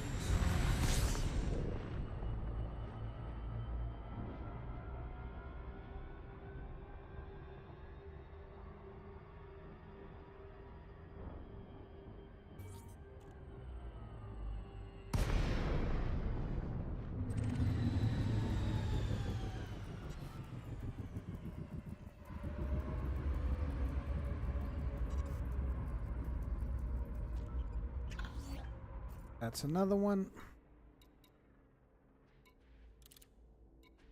These. I want to leave the listening posts.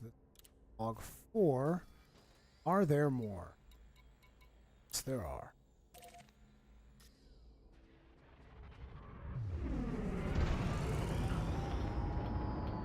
Frameshift drive charging. 4, 3, 2, 1. Engage.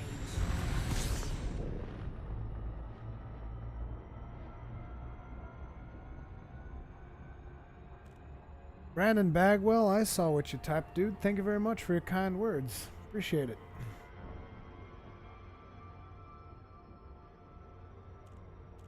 Hopefully you will have great times, but I'm not going to be as arrogant as to guarantee that you will. I will let you be the judge.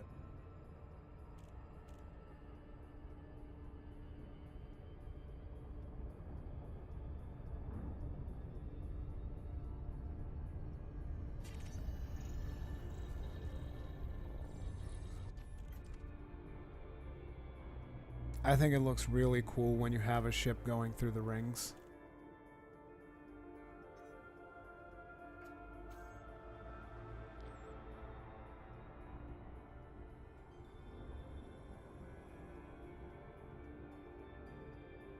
I want to make sure not to hit the rings because that'll fuck up my hull.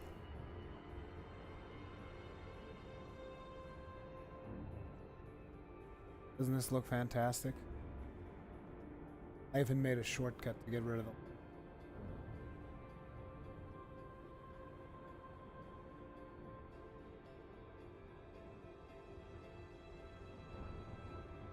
Probably slow down. We're coming up on.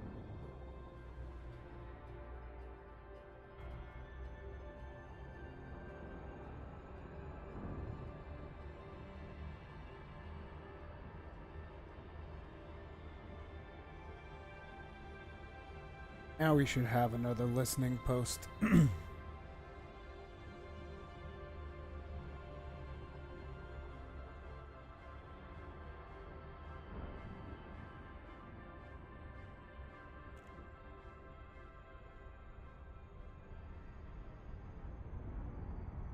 there a listening post like here? Oh, I couldn't see it. This planet actually looks pretty cool. Little fissures and craters from your impacts. Unfortunately, you can't land on this one.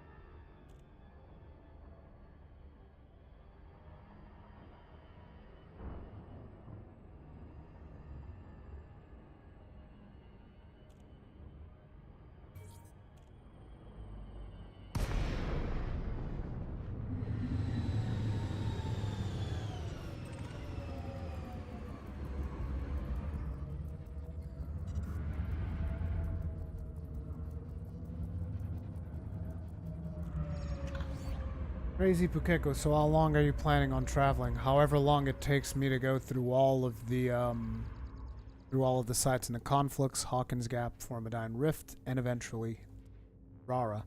This is still very, very early on our trip. So this would be log 5. Okay, do we have more?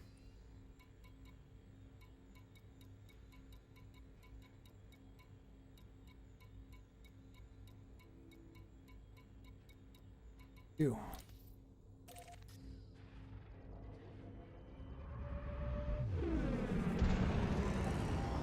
Crankshaft drive charging.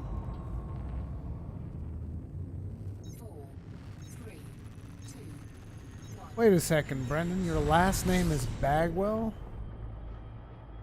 Bagwell? That reminds me of a character of one of my favorite shows of all times, which is Prison Break. Theodore Bagwell. He was a pedophile, though. Pretty fucked up individual. But I still thought the way he was portrayed by the actor, whose name I now forget. Because, I mean, there's only so many ways you can portray a pedophile, right? But he was almost portrayed at certain times in that series as a redemption character, like a character who genuinely wanted to do right by people. And I thought it was a very interesting character. Which I know it's going to sound like really fucked up. It's like, Rurikhan, you're trying to tell us that someone who was playing a pedophile played an interesting character. And yes, exactly what I'm telling you. The character itself, the character development aspect of it. It was an interesting character development. I'm glad you enjoyed, Crazy Pukeko. I didn't say it was my favorite character, Paven B. I never said that. My favorite character is probably the main character, Michael.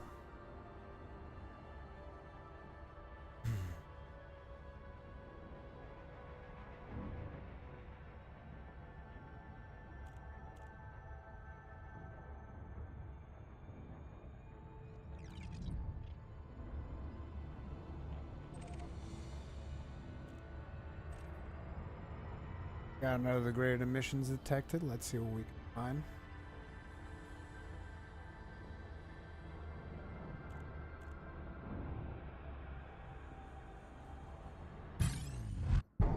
Oh! Holy crap. I do not want to get interdicted by a goddamn furtherlands. No, thank you. Jesus Christ, are you crazy? Friggin' furtherlands?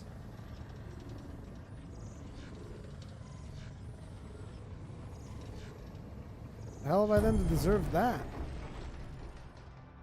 I don't think I did anything wrong to deserve getting interdicted by a furtherlands. Like, if I was with my combat setup, I would kill you, but... not like this. Not like this.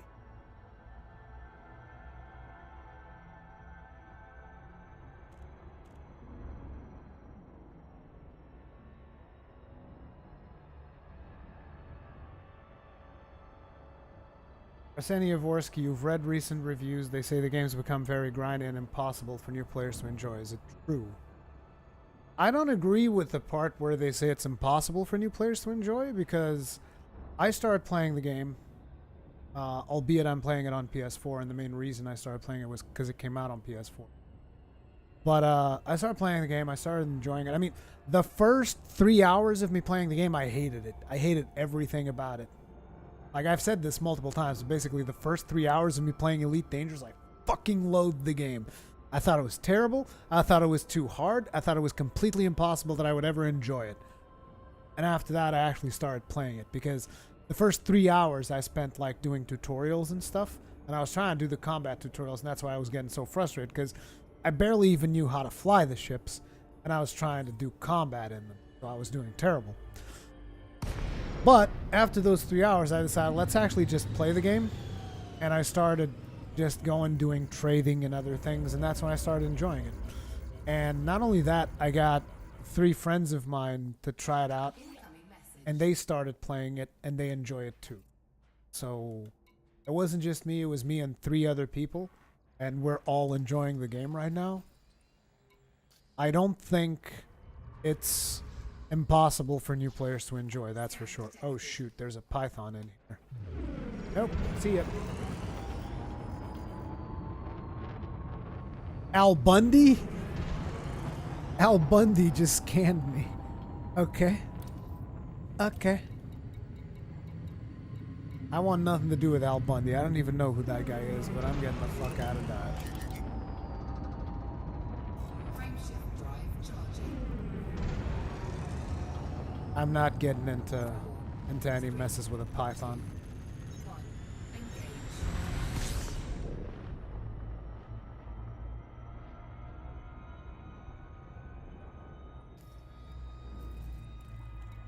Double checking on my modules. Yep, the only thing that's still taking damage has been the frameshift drive, as expected.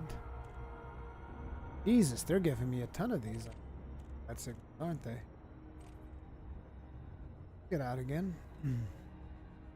I mean, I am getting some of the things that I need for things that I'll want to do once I get back to the bubbles. I don't mind.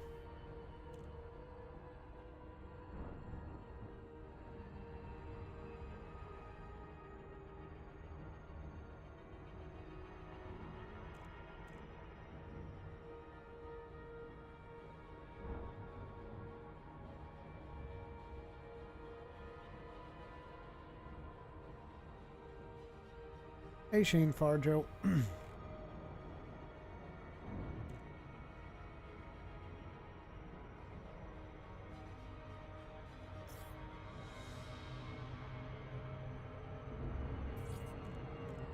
Okay, let's get out here. Check it out. What do we got? Potential rescue operation? Oh, crap. Someone took a pounding. Some ship just got blown the fuck up, left a bunch of tobacco and wine. I mean, I don't really smoke. Maybe Bob smokes. Let's get him some smokes, some wine. Get Bob some. Cargo scoop. You know what I'm saying? I mean, we picked up Bob. It's our legal. I think it's our obligation to indulge him as good hosts we are. So I'll pick up some tobacco.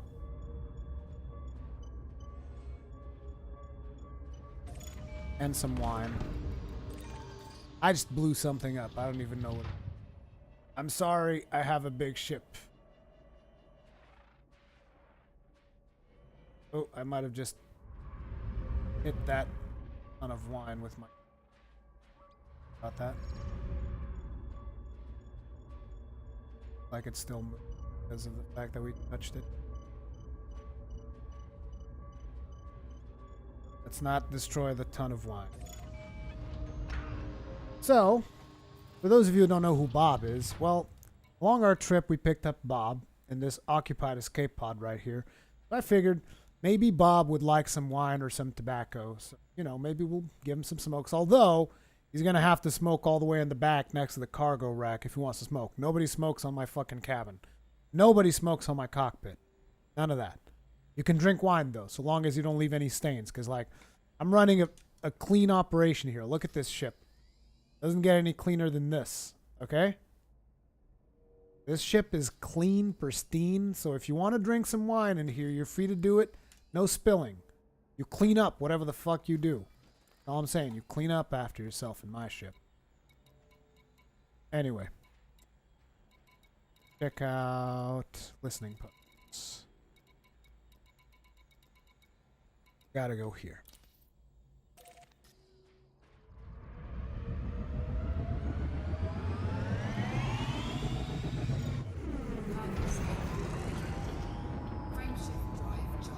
Mic seems to cut off. I'm sorry.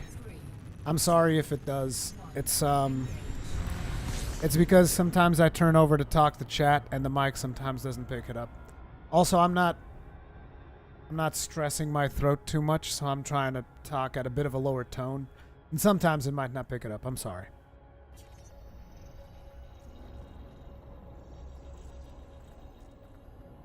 Hey Buxton, how you doing? Ironbreaker's doing good. We exploring the galaxy, dude. We're gathering a bunch of logs. Also, what is this? This is probably... Yeah, no. Thought that was something else. I thought that was something else. Basically, the mic might cut off whenever I start speaking a little bit lower. There's still no way to open escape pods? Yes, there is. Also, let me adjust.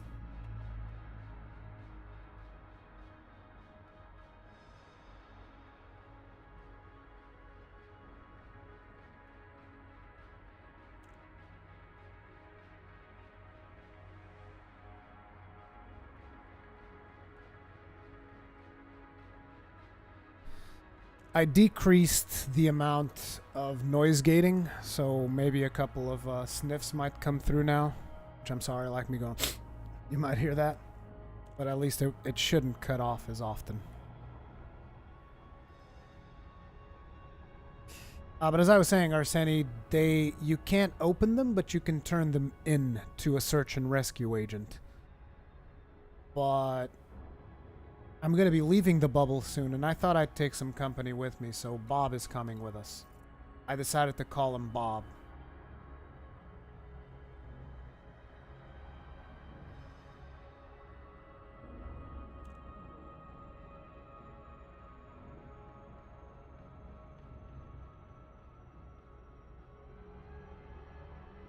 The reason I'm going around with the stick right now is I'm trying to find the listening post, because there's a listening post here. It was right on top of the planet. And I think there might be one or two more after this one. Do you get more credits over time in the game? I mean, does the amount you get raises over time? There are several things that influence how many credits you make, namely the type of mission that you're working on, the ranking that you have that can influence that. So for instance, if you are an expert combat pilot, you're probably going to get better combat missions than, say, a harmless combat pilot. So there's that. Same thing goes for trading missions. You will get better trading missions if you are a better trader. And you'll also get higher payouts in those missions. Irregular emission data, we're going to get rid of that.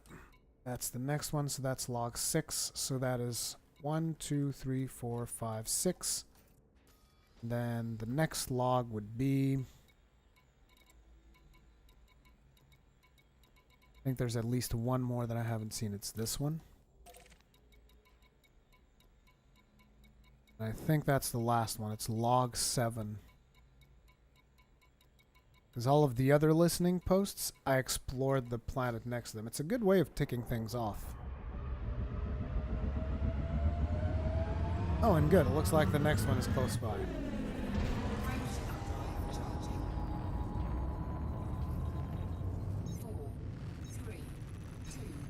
Arsenia Vorsky. It's kind of scary, though, getting hauled across the galaxy in the cargo hold. It's almost like kidnapping. Well, I prefer to think of it as I saved his life. He was an escape pod drifting out in the middle of nowhere, and I would like to think that instead of him being just an escape pod, that I've set him free, and he's walking around the ship. You know, he's free to move about the ship.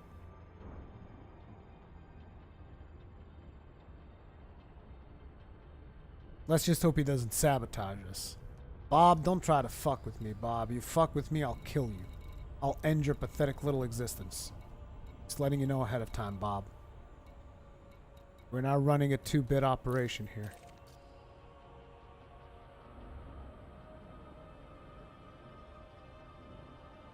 But yeah, good old Bob here is going to go on a very long trip.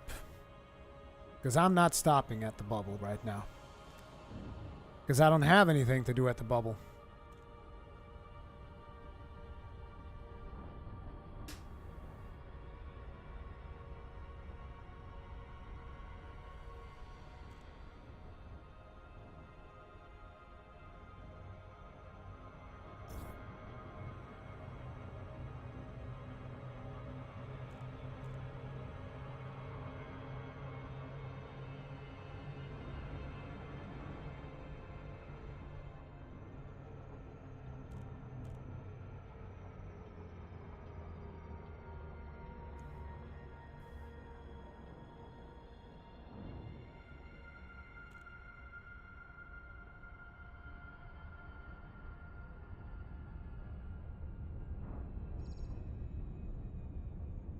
This should be the last listening post. And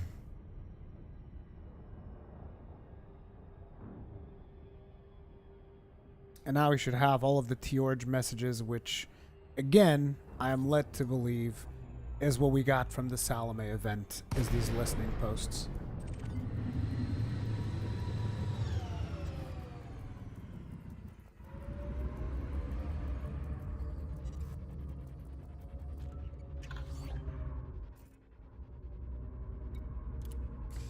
Log 7. So, let's go through these logs then. Corrupted transmission, Ragaza 1 detected. Matches signal detected at listening posts Ragaza 2 through 7. Okay, so there are only 7 listening posts, this one being the 7th one.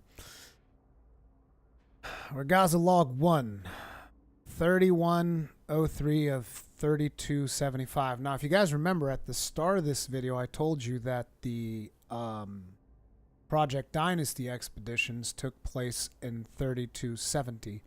This is 5 years later. If you just stumbled across this message, nothing of what I'm going to relate will make any sense. My advice, don't read on. Kill this hollow fact now. Don't go looking. You really don't want to be involved. Trust me, just fly on like nothing happened. People will kill you for knowing. If you found this because you were led here, congratulations. You must be reasonably smart. I don't know what you were expecting, but this probably isn't it. There's no payoff, my friend. There's no money to be made. You haven't won. You may have just made things much worse for yourself. If there is any fame to be had, it is what you make of it. Maybe some chronicler will immortalize you in the future. Same thing pretty much says. Is it the same date? I think it's the same date, right? 3103-3275. And this date might look weird to Americans. They're going to be like, what the fuck is this? 31? Month 31? What? That's because this is how dates are actually supposed to be written. See? Day, month, year. That's how it goes. So you go from the smallest unit to the biggest unit. You don't go from the medium unit to the smallest unit to the biggest unit, because that doesn't make any goddamn sense. Sorry, that's just a personal pet peeve of mine. I'm cool. As I was saying, I put this message in this system for a reason. The old lore will tell you why. I'm not the first and I'm not the last. I'm old now and it will soon be time for another to take my place. Maybe it's her who has led you here. If she's anything like me, she'll be one feisty little lady. Hope you had fun. But now, you'll have been to the hind end of space looking for, well, something. Guessing you found it. I make no apology for all your trouble. You decided to go out there, same as me. I don't know what tech you have in the future to make that voyage a little easier, but I spent years following this, trying to unravel it all, and so did many others before me. You weren't alone, suffering that boredom and loneliness in the void. Don't expect any sympathy. No one told you to go. Decide for yourself if you think it was worth it. So here she's talking about how players have already been looking for this stuff in Hawkins Gap and the Conflux and the Formidine Rift. and how she has also done that in the past. Resume. But I figured I owe you some kind of explanation, so here it is. They've known. They've known for decades, maybe centuries. There's something out there, and it's heading this way. They're talking about the Thargoids. Everything you've seen, all the wars, all the investigations, all the abductions, is their way of getting stuff done, getting things ready, keeping things quiet.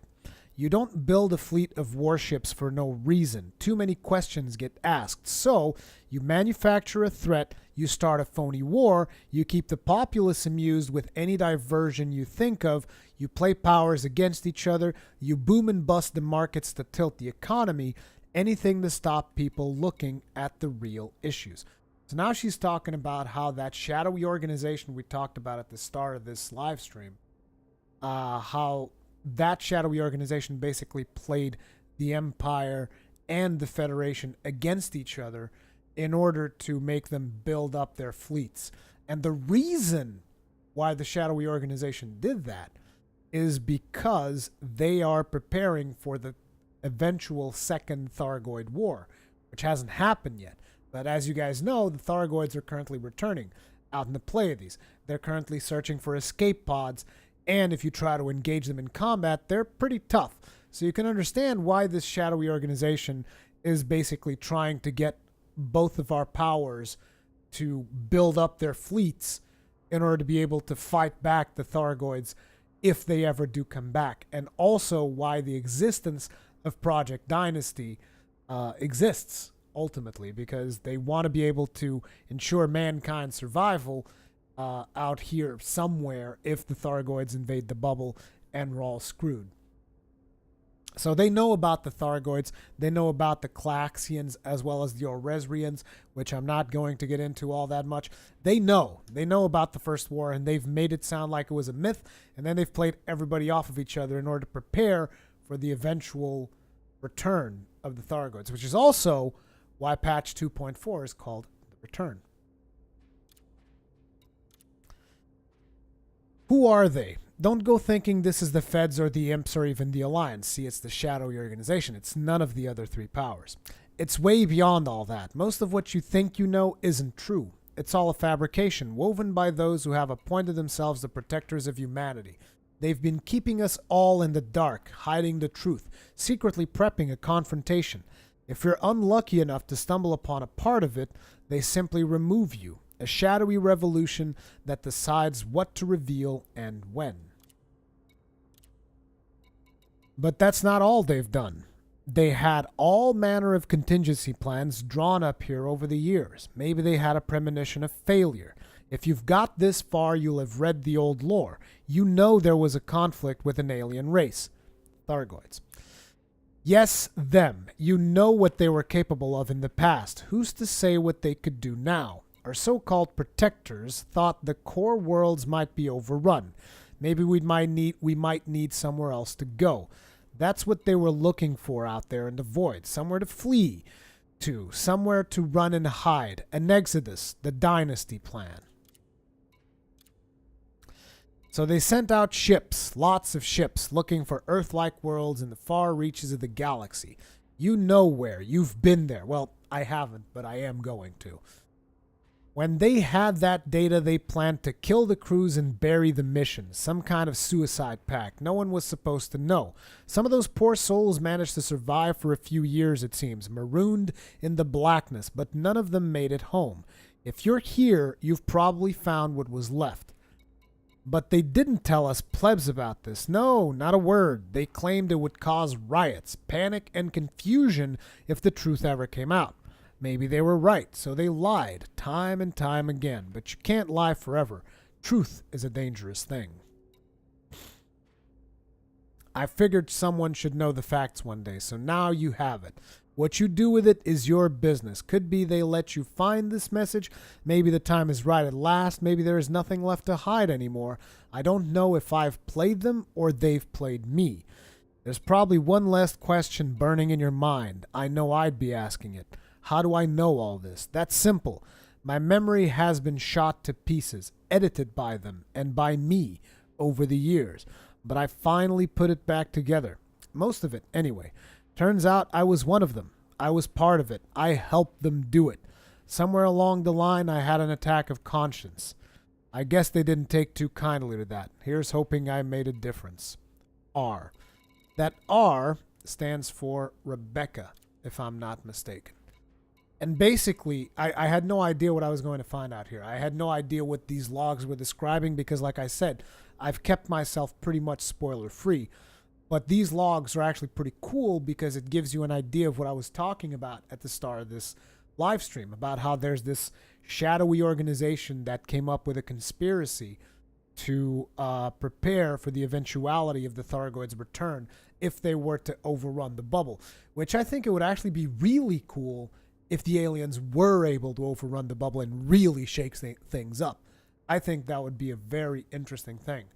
I'm very curious to see what they do with patch 2.4, but before we actually get to the meat of that eventual patch, now it is time for us to proceed with our journey. Now, I'm pretty sure we got all of these, right? Yeah, they did say 1 through 7, so we got all the listening posts, and now you guys know about the shadowy organization.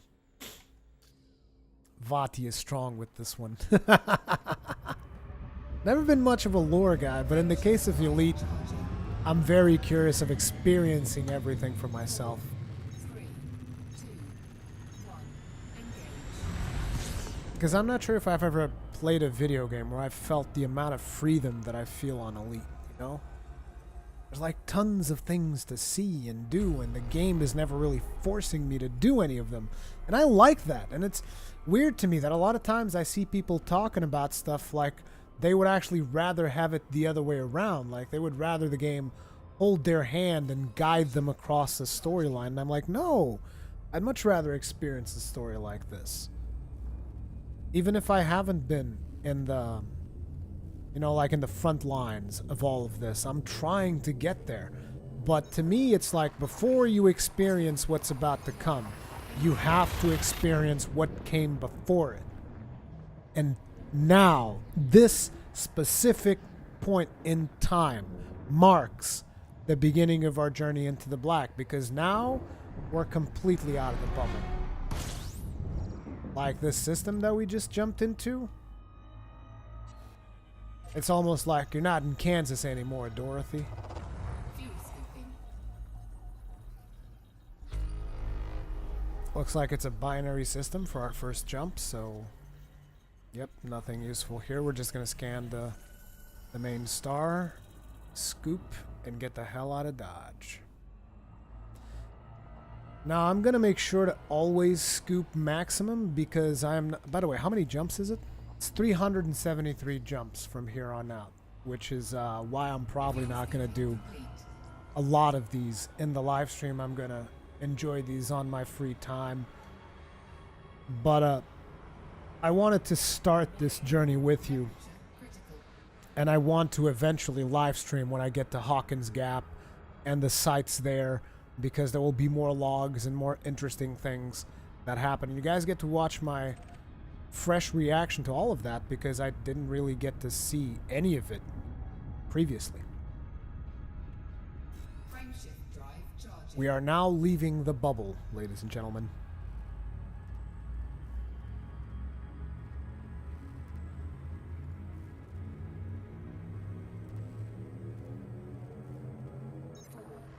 Vati reincarnated in Rurikhan. Paven B, stop confusing people. Why you gotta be like that? Why you gotta be confusing people, man?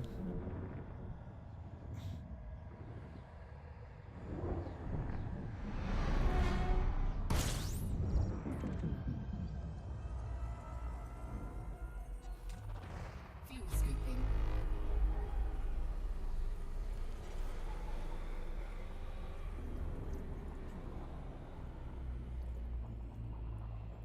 Fuel scooping complete. Oh, I need to move away.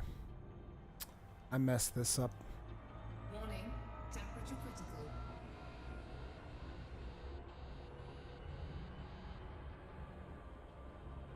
I messed this up because I haven't scanned the primary star of the system yet. Again, I need to get into this rhythm with my jumps where I haven't gotten to that rhythm just yet. Jesus Christ, this is 1-star system. Really? We really are heading out there into the black. There is nothing out here. Legit nothing. Look at this system. This is the void. There's 1 star here. That's it.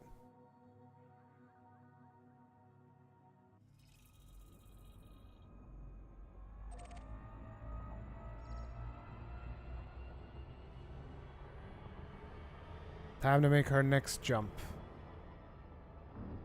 Look at how it's getting darker the further we move away. Frameshift drive charging. You know, that's why they call it the Big Black.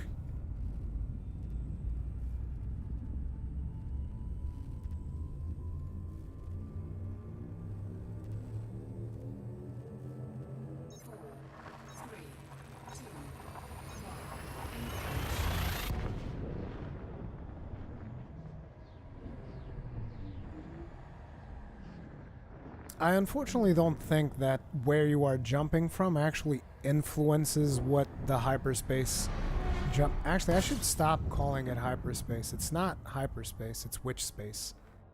In Elite, it is called witch space.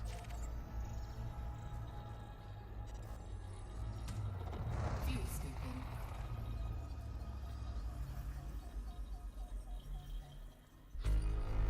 Aha! This system actually has things in it. Not particularly interesting things, but things. Anyway, let's get out.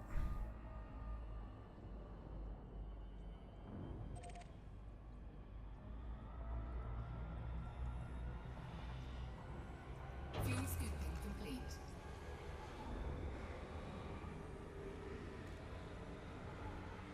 I hope Bob is doing okay in the back. Poor old Bob. Frameshift drive charging.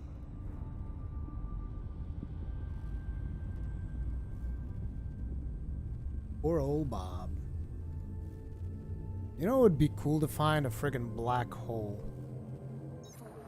I'm not even sure I know how black holes appear on the system map. Damn it, and I think I forgot to check the navigation. I always need to check navigation as well. Every single jump, gotta check navigation, I gotta get into that exploration rhythm of like doing things properly.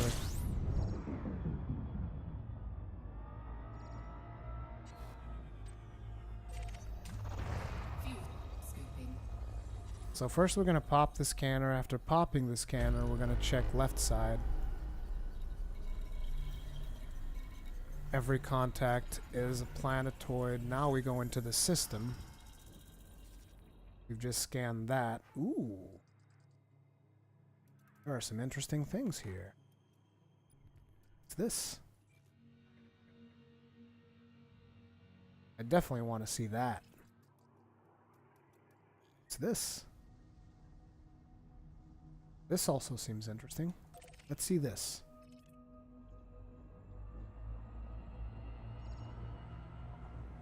So this is when the exploration really begins. Out here in the black. And we're looking for interesting planets.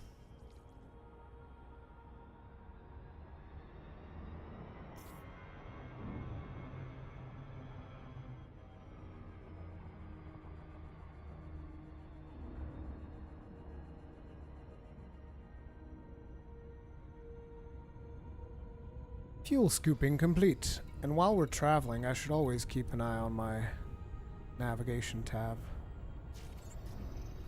Scanning it. While we're scanning it, I need to start figuring out which one I want to scan afterwards. Do I want to see this one?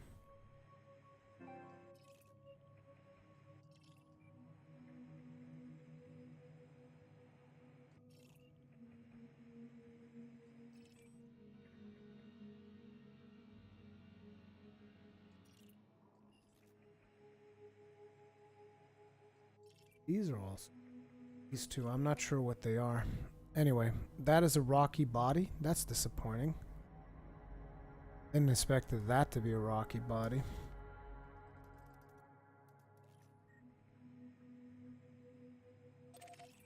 Let's see what this one is. I'm trying to judge by sound because each planet has a distinct sound, supposedly, which allows you to kind of predict what kind of planet you're going to find.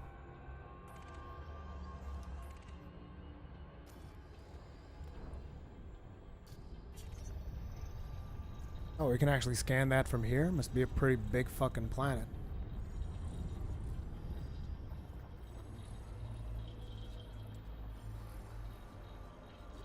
That doesn't seem like a rocky body.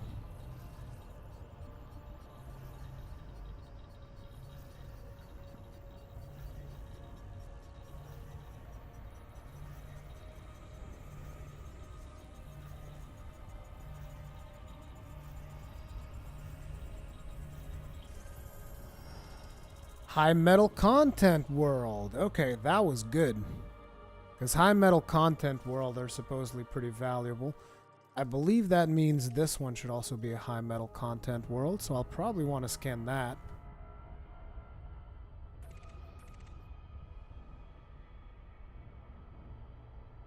Muffled orc. So what do you get out of exploration in Elite? Just lore or goodies for money making? Both. There's potential for both. Like, there could be, for starters, for instance, you see how when I scan this, it says they're first discovered by Sid Vicious. I don't think it was actually discovered by Sid motherfucking Vicious. Just someone who calls himself Sid Vicious. Either way, you guys think Sid Vicious plays Elite Dangerous? Either way, what I'm saying is, for starters, you can kind of mark something as your discovery. So basically, it's like you take a piss on a planet and you made it yours because your name's going to be there forever. So there's that aspect of it, which a lot of people crave, that kind of stuff. There's also money involved. So if you scan stuff like high metal content worlds, Earth-like worlds, potential terraformable worlds, that is high valuable. So you can make some credits on it as well. And there is the potential that you run into some first discovery that nobody has ever even seen yet. And that is where the passion is. They're adding more elements into exploration throughout this year and the next. But right now, that's essentially it. The main reason I'm personally doing it is because I want to experience some of the lore that has taken place in the world. Particularly everything that is about Project Dynasty. Because after I experience Project Dynasty, I'll then want to go and check out the INRA bases that have been discovered so far. But before I went to those INRA bases, I wanted to see Project Dynasty. So this world right here seems promising. Almost looks like an Earth-like, but I don't know. Either way, this one's going to be a little bit further ahead. Another interesting thing is that we could get some interesting encounters out here through unidentified signal sources. Because there's not a whole lot of stuff out here in the black.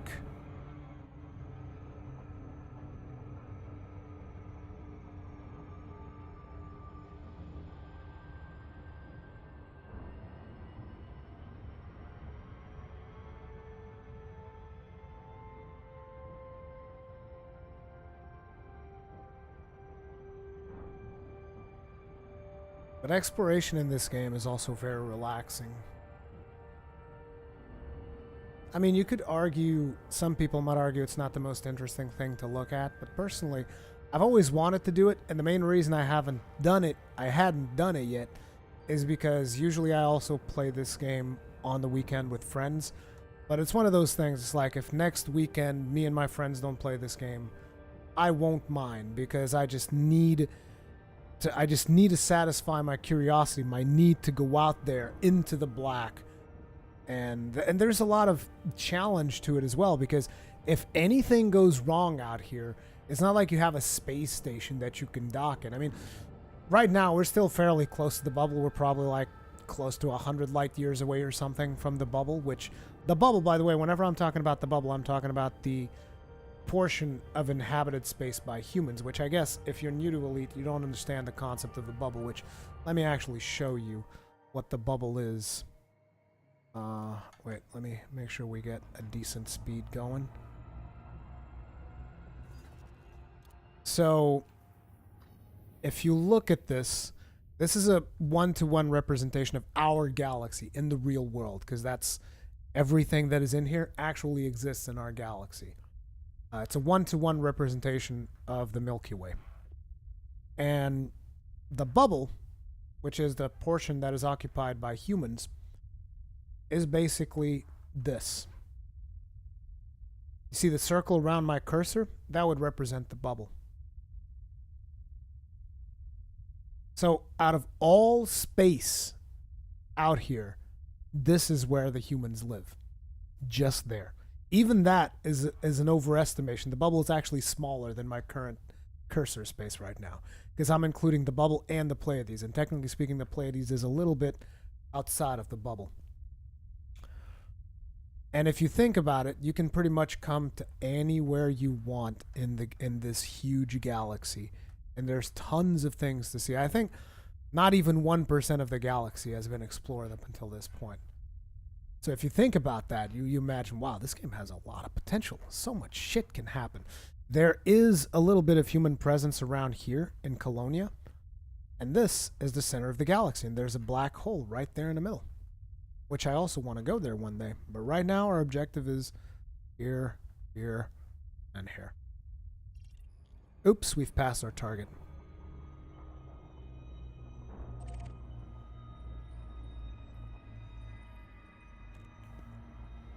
But yeah, that's what I mean when I say the bubble. The bubble is that little space.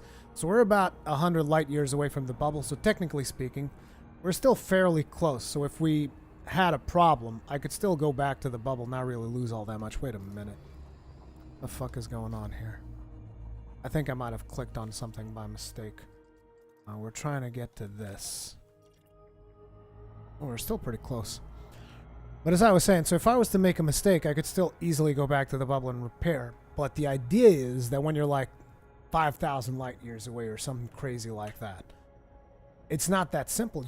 There's no space stations out here, you know? So it's like, if you run into problems, you got a fucking problem. Like, you're done. You better not blow your ship up in here or you will lose your ship. And the penalty for losing your ship at this point is that you also lose all of your exploration data. You know, like all of this data that I've been gathering is, you know, it's exploration data. It's got value. And if I die, I will lose all of that, you know? So there's that. Looks like that was another high metal content world. This is probably a high metal content world as well, I'm assuming, so I might as well go ahead and get that. Might as well scan this entire area. Actually, considering I'm probably in range of everything, I should just scan everything.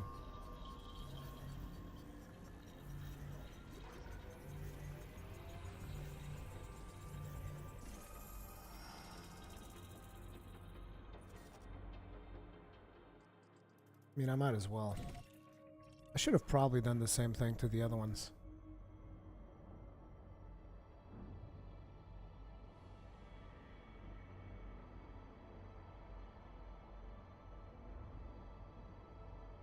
Where the hell is this planet that I'm trying to find?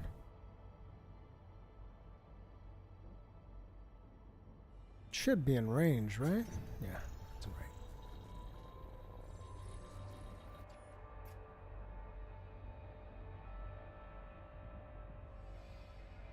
Always looking for good screenshot opportunities. That's another one of the benefits of deep space exploration.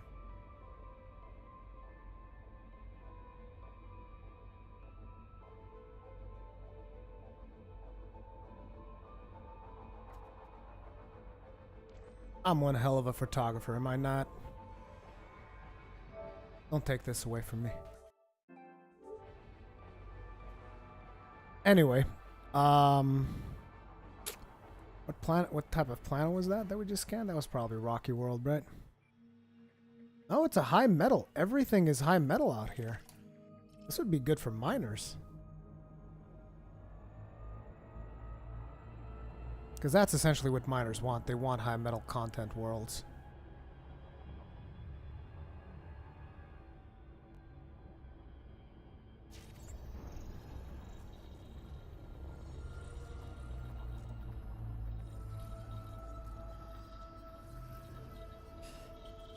Kevin Dennis. Whoa, that showed just how small we really are. Well, Kevin Dennis, that is in-game. Because in reality, like in actual reality, the bubble is not that much of human-occupied space in reality. I can actually show you that too.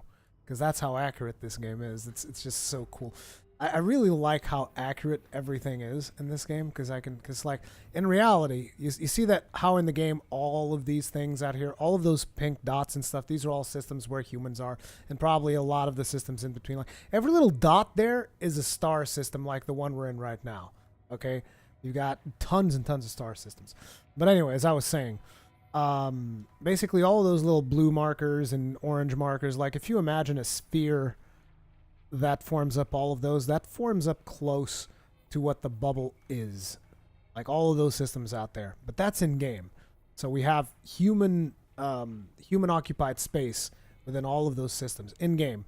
But in real life, you actually go there.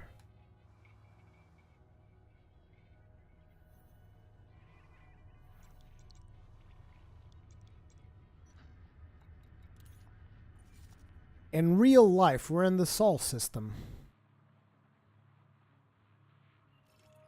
which is this. And all these space stations don't actually exist in real life. However, all of these planets out here actually do. So what planets are these? Well, you have Mercury, you have Venus, you have Earth. So you can actually go to planet Earth. You can't land there, but you can go to planet Earth in-game if you choose to do so. And it should actually be fairly detailed. I'm not going to click on it because that will fuck up my navigation right now. But you can actually explore that even more and look to the surface and stuff. Then you have Mars. Then you have an asteroid belt. And here you have Jupiter. I mean, this is Venus, right? No, it's Saturn. Saturn. This is Venus. Uranus! Neptune. Where the fuck is Venus? I'm not. Also have Europa, Ganymede, Callisto, Enceladus, Tethys, Dione, Rhea, Ariel, Umbriel, Titania, Oberon, Triton, Vanth, Orcus, blah, blah, blah, blah. What the fuck is Venus? Did I bypass Venus? Oh, it's right there, idiot. Venus. For some reason I had in my head that Venus was going to have rings. But yeah, in reality, this is the only place we're actually in. We're on Earth, and there's a couple of satellites floating around through this area, probably. There you go. There's even like the, what's it called? The Voyager 1. You can actually find that in-game as well. Either way, what was I looking for? We found another high metal content world. Let's go find another one. Motherfucking Sid Vicious tagged all these goddamn planets. This is a high metal content world as well, for sure. I'm gonna go get that. It's gonna be worth something by the time we're done with all this exploration.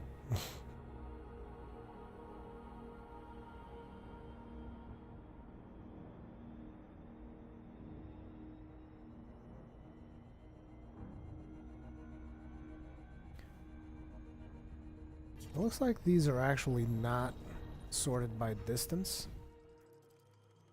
It's also going to be a high metal.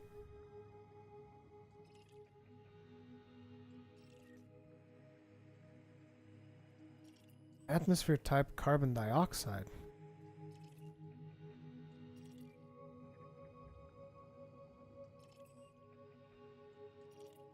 I'm probably going to scan all these. Assuming we finish the scan on the other one, right? Oh crap, we're actually going pretty fucking fast. Why though? I completely reduced our speed. We shouldn't have gone so damn fast. That shouldn't have happened.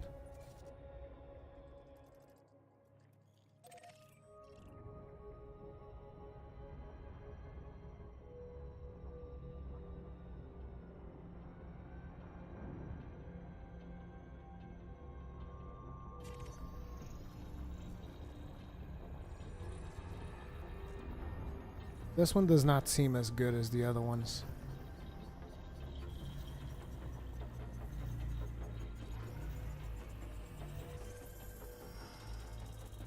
Oh, it's a water world. I think water worlds are also pretty valuable. This is probably a rocky type. What type of world was this one? High metal content world. I should scan this one and get out. It's the last high metal content world.